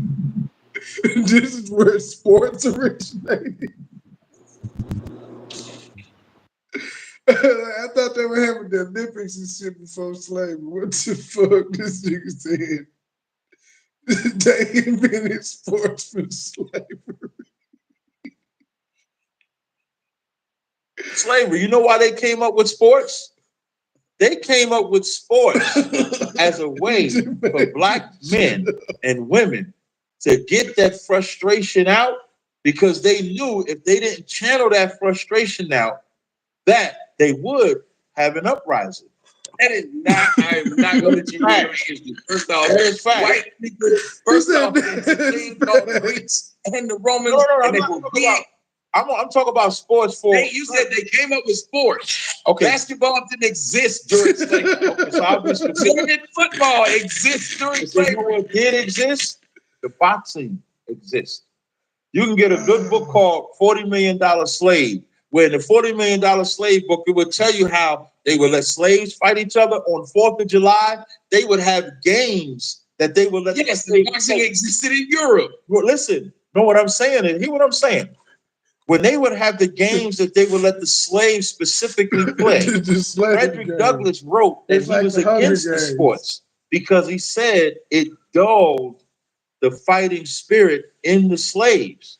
But the slave master knew he was letting them get this energy out. I'm not saying that they invented sports for slaves. That's not what I'm saying. Okay, so you're not saying exactly what you said. That's what I thought that you would understand what I was saying. No. I think you literally until you tell me. I'll be super specific for you. The reason why they let the slaves play sports games was so that they can exert that energy out of them. Because so wait a minute. Them being in the field, picking cotton and shit all day, they wasn't exerting no energy. I'm just saying they were working, doing back-breaking labor, plowing fields and shit. That wasn't enough. They need to work off some more energy via sports.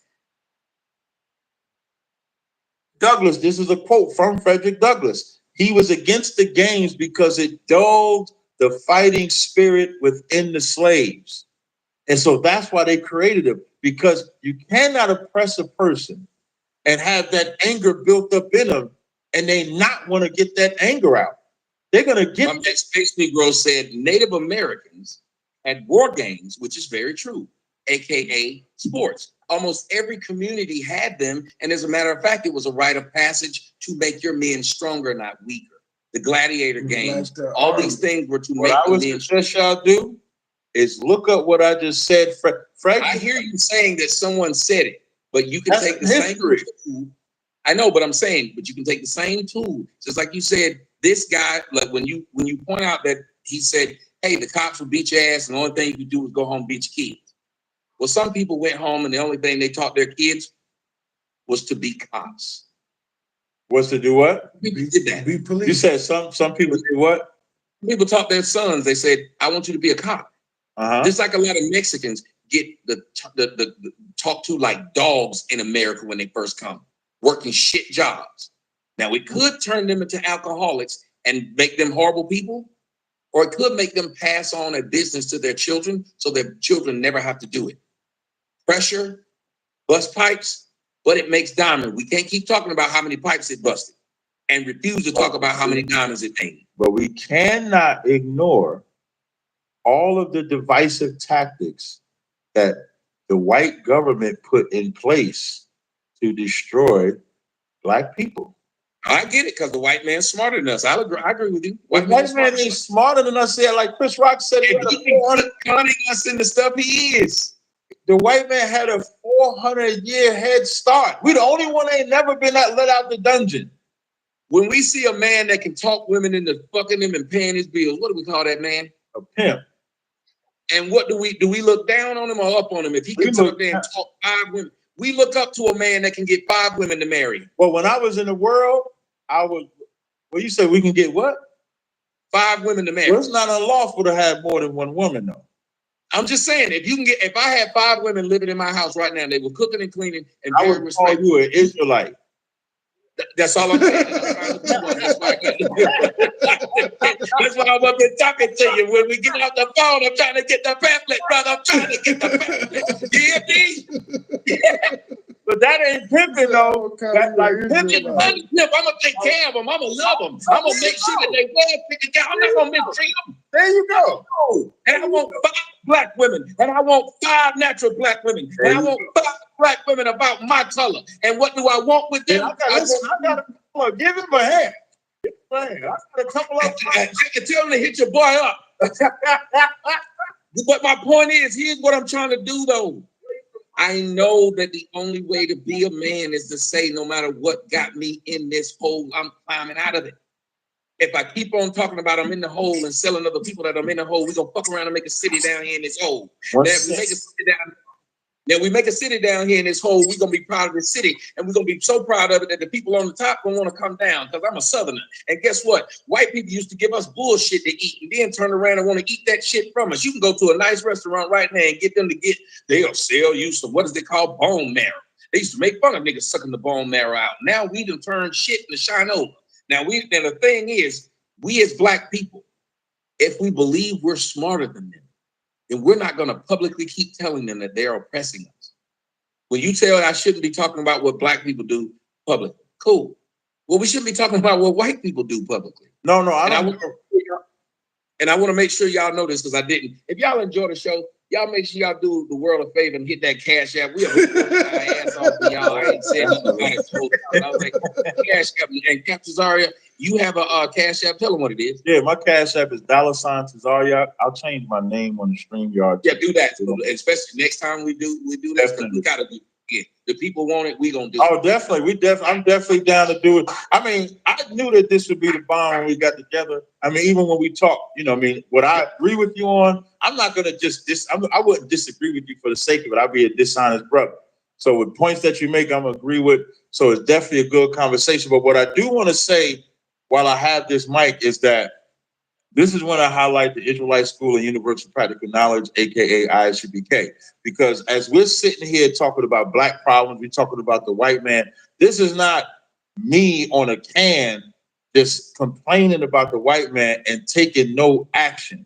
What we do in ISUBK is point out the root of the problem, we point out our problem, and we point out the solution. And if Tommy comes to my Passover in Durham, North Carolina, April 20th, he can go live so he can show y'all the sea of beautiful black men and women that have all changed their lives by hearing the solution, hearing the problem and then hearing the solution. Because a lot of times what we don't want to face is ourselves. Like Michael Jackson had a good song called Man in the Mirror. And a lot of times black men and black women don't want to face that you could be the problem. As much as we talk about the white man being a problem, we also are the problem. Now, we're just not the major problem. So for us, it's a hierarchy. The white man has to get the charge because he's the one that brought us over here and oppressed us since we've been over here. But we have to also take the charge second for allowing us to continue to be seduced in 2024 with all this internet and information that's going on. We still worried about a presidency, a governor, or mayor when Chinatowns get established, when they're not trying to get a president of the United States. They're not trying to get none of that, but they can have Chinatown. They can have their own town. They can have their own cities. So why can't we do the same? Because we had it. We had it at one time. That's another thing that scares me because we do have. I've been out in California. There was a Africa town, a Liberia town. Like they all had the blacks who came from somewhere else. Right. They did together, and it appears that it seems like the blacks in the United States. Because I talked about this about what happened to Russia. I talked about it last night. I said, Russia is a bunch of ethnic groups together. But what happened when they broke down the Soviet bloc? All them ethnic groups had their own damn country. They wanted to have their own. Blacks could have at any point in time, especially after the 70s, we could have said, we're all going to just slowly migrate to Florida. We're just going to keep. And you know what they would have done? They'd have came to Florida and shot that shit up. The white man. No. You ever heard of the movie? You ever heard? I'm not afraid of that. There's fear. We got to not be afraid to die. I'm not. Because everybody else is. No. I'm not saying the white man that came from England, he wasn't afraid to die. The Protestants, literally their name is they protested against what was going on in England. We got to not be afraid to die. We can't keep saying, you know what they did? What? We can't keep doing that. That hurts me that every time I think you're misunderstanding what I'm saying. I'm not saying it to not do it. I'm saying it so that we don't be naive to think that it won't happen. When them Protestants protested and separated, they didn't protest and separate and think that they was not going to have to fight. They knew that they was going to have to fight and prepared for the fight. So even wherever we were, we don't have to tell them they blew it up before. We should tell them we should be worried about them blowing it up now. That's what I'm saying. Like I'm saying that's a better thing to say than to go play the Patriots and say, you know, the last time they played us, they beat us. We don't need to say that. No. We need to say this iteration of the Patriots and this iteration of us, we can beat them. You know how you got to say it? You know, the last time they beat us with this field goal, so we got to make sure they can't get to the 50-yard line. So but it ain't the same team. It ain't got to be the same team, but they could be the same. It does. No, because shit, Tom Brady and them. First of all, Tom Brady them cheated their ass off. Not, you know, I disqualify like 3 of them Super Bowls. And yet your Giants beat them twice. That's how you know we the shit. They wasn't. Eli Manning, slow ass. Right. He went well when nobody thought he was supposed to win. Right.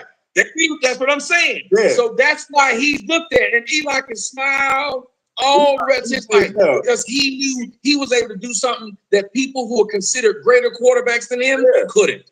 And that's how we are. We can smile. That's what I mean. There are people who are greater than us, but we can walk out there and still be in the field. And you know what? We can make them proud. That's right. Every time you win a championship, the old heads be like, yeah, when we played, we didn't win, but through them, we are champions too. And that's what I keep saying, what blacks need to be able to do. We need to make our fucking daddies proud before they die. We need to make our granddaddies proud before they die. We need to make our parents look up and say, look at what they're doing. What blacks weren't able to do, they were able to put it across the finish line. That's what we should be doing. There should be a Black Wall Street because we are building it because the ones who died didn't get a chance. And that's what I like about That's what I like about what we're doing under Commander Jenny Hanna, because we're building that. Like we're doing that in Houston. Like we have schools everywhere, like California, North Carolina, where we're gonna have the Passover, here in New York. And that's exactly what we're building. And we don't believe in magic, so we don't expect it to just happen at the snap of a finger. It requires work. So we put that work in. And so when I have these type of conversations and people say, no, it's us, the reason why it's hard for me to believe that we're the problem is because we go out and fix that problem, and we're good at it. Now, So you get mad that I blame white women and black folks, but you blame white people. no. We both are just pointing the fingers, except and we both are saying this, which I do appreciate. At the end of it, we're still saying we have to move the ball forward. Right. Yeah, it's our job to move the ball forward, but we have to recognize who the greatest enemy is. The greatest enemy is white people. Listen, Bobby, you said he trying to sneak that in there. I thought you gotta realize who the greatest enemy is. He said, which is black people. And he said it wrong. He didn't say it. They just slid it right in there. They just slid it right in. He ain't saying everything like he normally. No. That's just like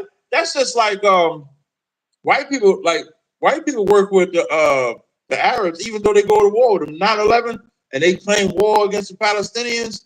Even though the Palestinians, they still had to get the fuel and still had to work with them while they're going to war with them. So as we go to war, like I have a business. Like I used to work in corporate America as a certified wireless network administrator. I'll tell you a funny story, Tommy. So my videos, I'll be like calling white man the devil, talk about Jews and everything. I'm working with. They don't flag you. Listen, no. Let me tell you a wild story. So one day I'm working at the job, and my Puerto Rican brother comes up to me. He's like, yo, Tyree, man, I think they found out who you are. I said, what you mean? He said, they're playing your video in the room. Hell no. Y'all got to keep it down a little bit. So as they playing the video, I'm like, listen, I start shutting my laptop down because I just know I'm about to lose this job, Tommy. So I start shutting my laptop down, cleaning out. And so they call me in the office with the owner who's Jewish. So he's hearing me say all this anti-Jewish stuff. And he calls me in the office and he says, Tyree, because my born name is Tyree. So he's like, Tyree, we saw the videos and everything. Oh, you said your born name. At first, I thought you said your porn name. I was like, what? I tell you, can just sneak that on me like that? No, I'm not you, Tommy. I ain't sneaking nothing. Hey. I said my born name. So he's like, Tyree, we saw the videos and everything like that. He said, but you don't talk like that here. I said, no. I said, I don't talk like that here because this is just the workplace. I'm just here to do the job. And I actually kept my job. And so that's the point that I'm trying to make. Like, the white dudes are pretty nice. Because if it had been a nigga, he would have fired you if you said something against him. Let me up the ante. It was only because I'm nice at what I do. I was the best. So because black people said that you were nice. We've kicked out the nicest person out of our group because they said something we didn't like. We've done that. I don't know. Hold on. A person told me, people tell me all the time, the white man has bought you. The white man bought and paid for you. You talking about you specifically? Yes, they will tell me the white man has bought and paid me. That's why I'm doing what it is that I'm doing. And I always ask this question. If the white man's willing to pay for a mouthpiece and the black man has money, why isn't he willing to pay for a mouthpiece? Because if you told me I'm willing to work for the white man for crumbs, maybe if you gave me a couple more crumbs or maybe the same crumbs, you could have used my mouthpiece, which apparently is so good that I can have all these people running behind me. You could have used it to have me spitting your message. Because didn't you say that's what the white man does with the Arabs and everybody else? He say, if I know I can use you, then I'm going to use you. I'm not going to sit up there and then tell people, why are you going to the other side when you can pay that person to do it? They do it, and that's why they winning. Because they don't sit up there and try to shame a motherfucker for taking the money. They understand that I will just pay you more. So now, what you're talking about is a common theme amongst ethnicities. Every white person don't get along with every white person, just like every black person don't get along with every black person. Every Chinese don't get along with every Chinese. So we got to stop. That's white supremacy to try to highlight a black person wouldn't do this because white people argue with each other all the time. White people argue with each other. White people fight with each other. White people sleep But with. that white person didn't fire you, and you had it, and what you was doing was a fireable offense. That's but that's an anomaly because another job when they had needed layoffs, they most black men who are online right now talking shit about whites, they get up and go to work at Amazon Prime and they don't get fired. They get up and work for whites. They don't work for a Negro. I'm not trying to be funny. Look it up. They work for a white man, and a white man knows exactly what they're saying, and yet they still keep their job. How is that? You don't have a whole bunch of these so-called pro-blacks online not having a job. You had black women who were pro-black who literally they found out they had white men behind the scenes because she hated these, whatever. And then next thing you know, you find out she done got a white man. You're like, wait a minute, I thought you was Miss Pro-Black. Again, but the stuff that you're saying, it's a flip of the coin. You got some black men that will hear somebody say something, and if they doing a job, and if it's another race of people, they'll keep them. And then you got some that won't. That's what I'm saying. Like, we have very few black men that get a chance to work for other blacks. So we so pro-black, yet we still got to go work for whites when we get through being pro-black. And as a matter of fact, we pro-black for white whites. We literally are bringing in white money on Cash App, on AdSense, on everything we're doing, talking about whites, right? Yet it's helping feed us. That's the freedom. That's ironic. But that's the freedom that we have. So again, good morning, and to show you that, well, we have the freedom to build back Black Wall Street. The Palestinians and stuff do the same thing. Don't they hate white? We ain't the only people that hate white people. Palestinians don't get a chance to sit over there on over here they do on TV in Israel and talk crap about them to keep their job. No, over here they do. Over here, meaning like Palestinians got to watch their city get bombed and still got to go work for the white man. Yeah, but the city got bombed by a Jew. Not America. Bombed by America. Who they don't have a Palestinians don't have a city. That's why they funding America. They don't have a city. But who funding America though? I mean, who funding the Jews? America. Wait, well, hold on. But and then those Palestinians will come over here, make their money. And then send it back. I'm just pointing out that the same way they're oppressed and still over here making money, we're oppressed. It ain't like there's this place. But they're not oppressed here. You said they're oppressed in their land over there. No.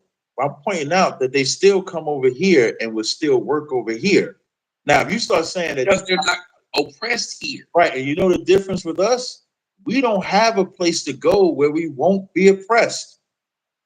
They didn't take Africa. They left Palestine and came over here, and you said they're not oppressed. We can go to Africa and not be oppressed. The land, like the America divided, helped, and Canada. The America and the British helped the Jewish man divide Palestine in half, bomb it, displace them. Nobody's ever done it. America gave us Liberia. Hell no, they didn't give us no goddamn. Yes, they did. Did you see Liberia before America went in there? Hold on. Did you see that area of land, Israel? They don't even have natural resources. They got to get this shit from somewhere else, but they still wanted that land. No, they still wanted that land. Okay, so they knew it was a desert. It's a fucking desert. You talk about Palestine when they got over there? Yes, it is a desert, but they wanted their own home. Now, when you do the history of the Zionist movement and how they got it, that's really the only piece of land that they could go that was accepted. Because America, yes, you said that. So America wouldn't accept them over here. British wasn't accepting them. Nobody was accepting them. Like Liberia. Right. So the only place that they could go was Palestine. But once they got there, they got extreme funding from the British and from America. Just like blacks did in Liberia, except the black people did not get there. All of them kept using that money and enriched themselves instead of putting it to the people. Black, I don't know what you would have. Maybe you would have to show me what you talk about because I've never heard. I'll show it to you. Okay, blacks getting funding over there. But what I'm talking about is when it came time for us to be unoppressed, there ain't a point in history that black people that was brought over here as slaves have never been unoppressed. There's not a point in history where we have not. We've been getting senses of freedom, but every bit of freedom that we got is imprisonment. Whether you talk about the 13th Amendment, whether you talk about the stop and frisk, whether you talk about the drug epidemic that was specifically targeted to us, there's never been a point in time that we have not been oppressed. Hey, Tommy, I don't know how long you want to go. I got about maybe 10, 15 more minutes. I don't know if I'm saying with you. That's why I was looking down. I get. We both family men got to deal with. Yeah, got yeah. But we got to let them know that we're gonna do a part 2. We'll come up with a top continuation, but we got to do this because they want it, and I think that I really enjoy it. I think it's been a beautiful, and it's a spirited debate, but no one disrespected the other. I'm about to say. I think we proved we don't need no moderator, and this is 2 people that come from 2 different sides of the spectrum, but we was able to have a spirited debate. No fuck you, Tommy. No fuck you, Tazaryak, or no shit like that. And we was able to have a good ass debate and laugh. He said he won't get flowers. Now I got to get him 4 more. Exactly. And I called you Tazaryak. I did not use your porn name. Look how he snuck that in. I don't have a porn name. I got to make sure I battle that. Because if I don't say that, they're going to sound like the shit. Cat doing porn. Look at the counter just say he got a porn name. I do not have a porn name. And let me tell you something. This has really been fun because sometimes you talk to people and like you said, we're on different sides. But I think the reason why I think it was fun because I think both of us really care about the people that we say we care about. We're just approaching it 2 different ways. And I think that we can see that the other really means what they're saying. And sometimes when you talk to people, especially in this kind of forum, you start to realize, okay, somebody's just saying that shit to be saying it. They don't mean it. And then it becomes a discussion you don't want to have.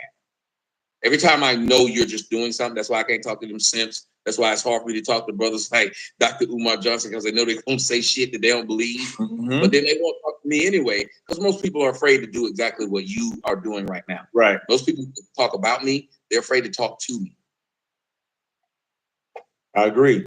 And I think I've never been afraid to go into any environment, to talk to anybody, because it's just a conversation. And I think everybody should be entitled to their opinion. I was having a conversation with a Jewish guy over the Palestinian-Israeli war.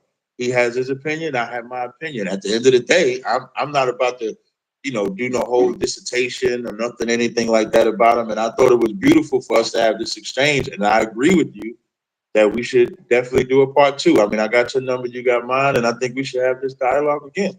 So I don't know if you want to close out or I can close out and then. Yeah, I want you to go ahead and close out. Tell them where they can find you. Okay. Tell them, and then I usually play a song as we go out. But you gonna play the same song? No, I'll play something else. I don't want to offend you. I always do it to start. Let you know what you're walking into. Let just everybody know what's about to happen. But then see, it'd be different. Like I want you to think, oh shit, here it comes. But then when you start talking to me, because here's why I do things like this. Here's why I even started doing one-on-ones with everybody else did this time. My thought was, I know that in a snapshot, you can make a snap judgment. Right.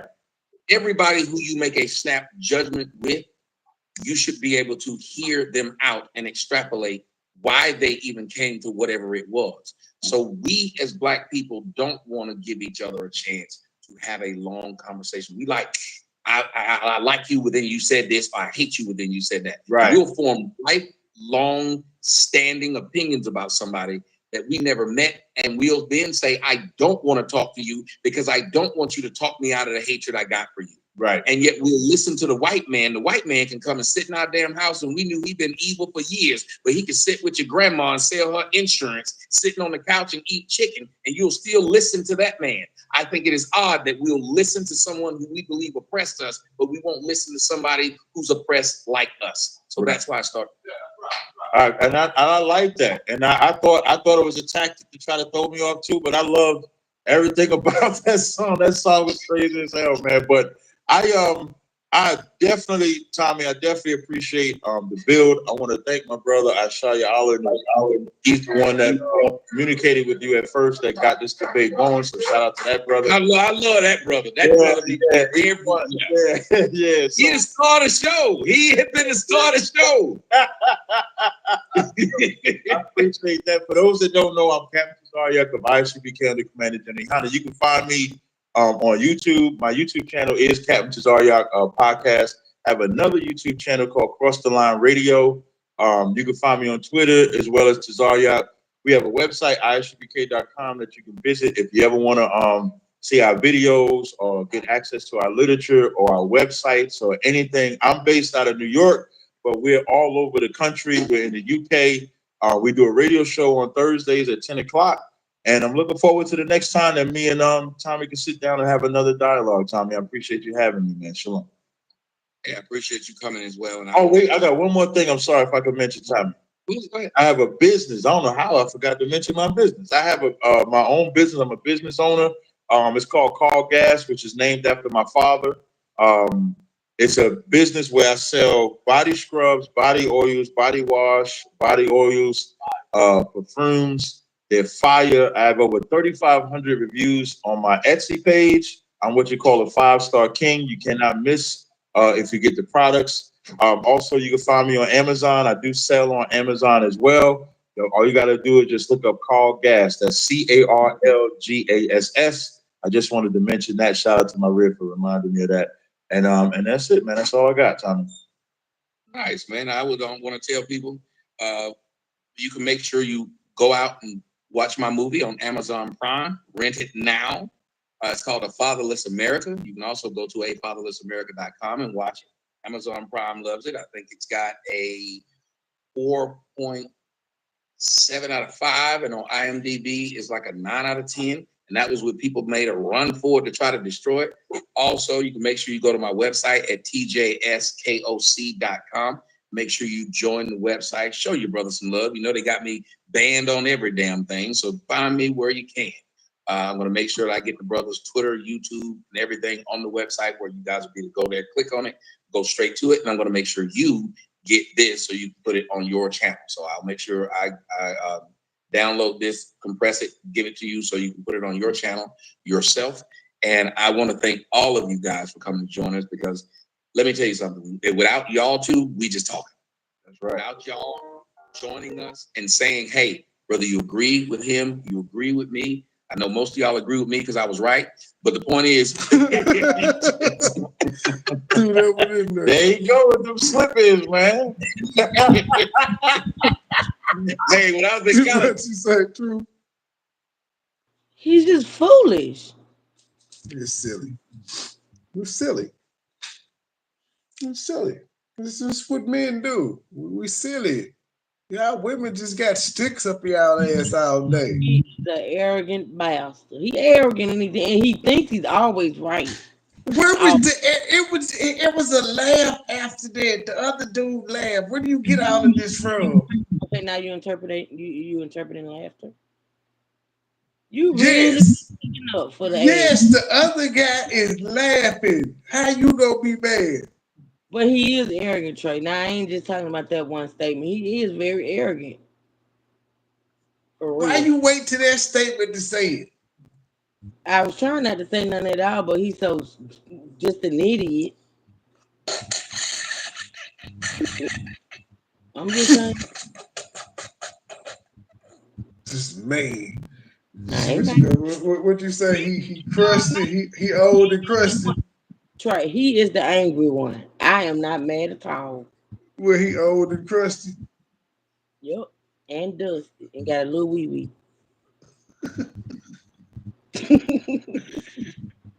I was the king of slipping it in. I'm telling you, boy. Whoa. Okay, pause. All right. That's how you had to get it.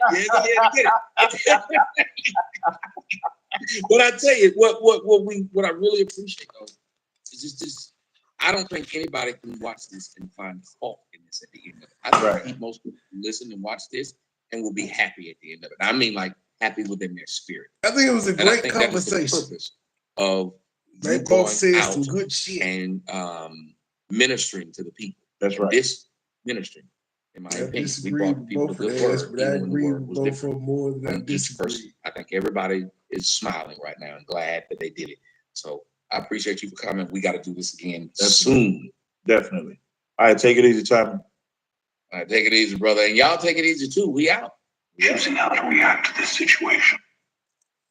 That was it. It was just something different. Since no beef. It was we laughed. We had Truth laughing and being mean and all of that good stuff. There you go calling Margie me said, mean. I am not mean. Margie said her husband was enjoying it, then he got triggered.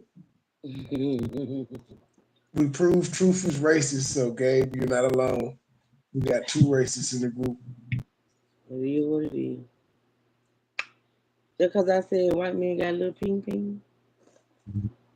You know, now I And gotta be. you blew high about us dating white women. You really seem like you had an issue with white women being dated by. I don't have no issue with you date who the hell you want to date. I don't have to, now when your ass go to jail for nothing, then you know it is what it is. For nothing. Becky put your ass in jail because you broke up with her. I'm just saying. So Shaquan ain't never put a nigga in jail. Yeah, but Shaquana gonna put you in jail if you actually did something. Phyllis tried to put me in jail, ma'am. She don't matter. She's I about ain't this. do nothing to her. I'm just saying that's a black woman. Okay, well it's Him and head finna put me in the Rico. blame it I'm on just saying. blame it on her edges. That's all. Once the edges go, the mind go. Him and head said I'm calling Big Vito. Okay, that's a dude. I'm just saying that people be lying, G. Whatever. These is black women. Mm-hmm. Artie? Yeah. Oh, okay. Well, just say you piss out the right one. Any woman to call the damn police on your head. Now it was said now in the live room shake we're doing this live and Joy put a comment in there because I guess Looney said salute Money Boy Trey and Joy said you gonna salute someone that's talking about your sis and threaten her child. Now I just would like to know when the fuck did I threaten Shelby's child? What would be for what? Joy is the biggest to be so little, looking like a dude. She is one of the biggest liars I know. That she is one of the big. And listen, this ain't just from no YouTube experience shit. This is from real life shit. For that damn dude over there to be so little, she is one of the biggest liars that I've ever come across in life. And we'll put it in a sad story in a minute. In fact, I know I In that chat, but you sit your wounded looking ass in other chats that's coming for Baby Petty. Get the fuck out of here. I sure was just like I think the last time that I spoke about children, I told her let's do some stuff with our kids. Let's interact with our kids on live. Let's have a spelling contest, names, shapes, colors, and shit of that nature. Threaten her for what? I bet you she won't put no comment like that in nobody chat that's going in on Baby Petty because she know her ass to be homeless again. Just a damn hobo. I said, what the hell? Wait, had to wreck my brain. Like, threaten the baby for what? Why in the fuck would you threaten a child? In fact, they was responding to me saying I was gonna get some hoes to whoop her ass, so I even threatened her, not me. I just I don't be knowing they just I don't know, but I guess it's fun for them. But that's just they be lying, G. They be lying. When I get started with the llama lies, they just be lying. It don't make no sense. That's why they platforms ain't shit because they all liars. They can't get over a threshold to say they own life. That's why they should. You know what? Don't Trey. You be trying to trigger me. You do. They can't get over us. That's their damn problem. All their platforms is shit. Yep. Well, all right, y'all. We are officially out. Was there any more dogs and news? I think it's gonna be about 10 or 11. Trey, I'm gonna go ahead and do that live. I got my devices straight. It wouldn't let me come on. It wouldn't let me get on my other device because I ain't had no damn storage. So that's why I wouldn't let you upload. Yeah. Well, all right, y'all. We about this thing. Bye, y'all. Have a good night.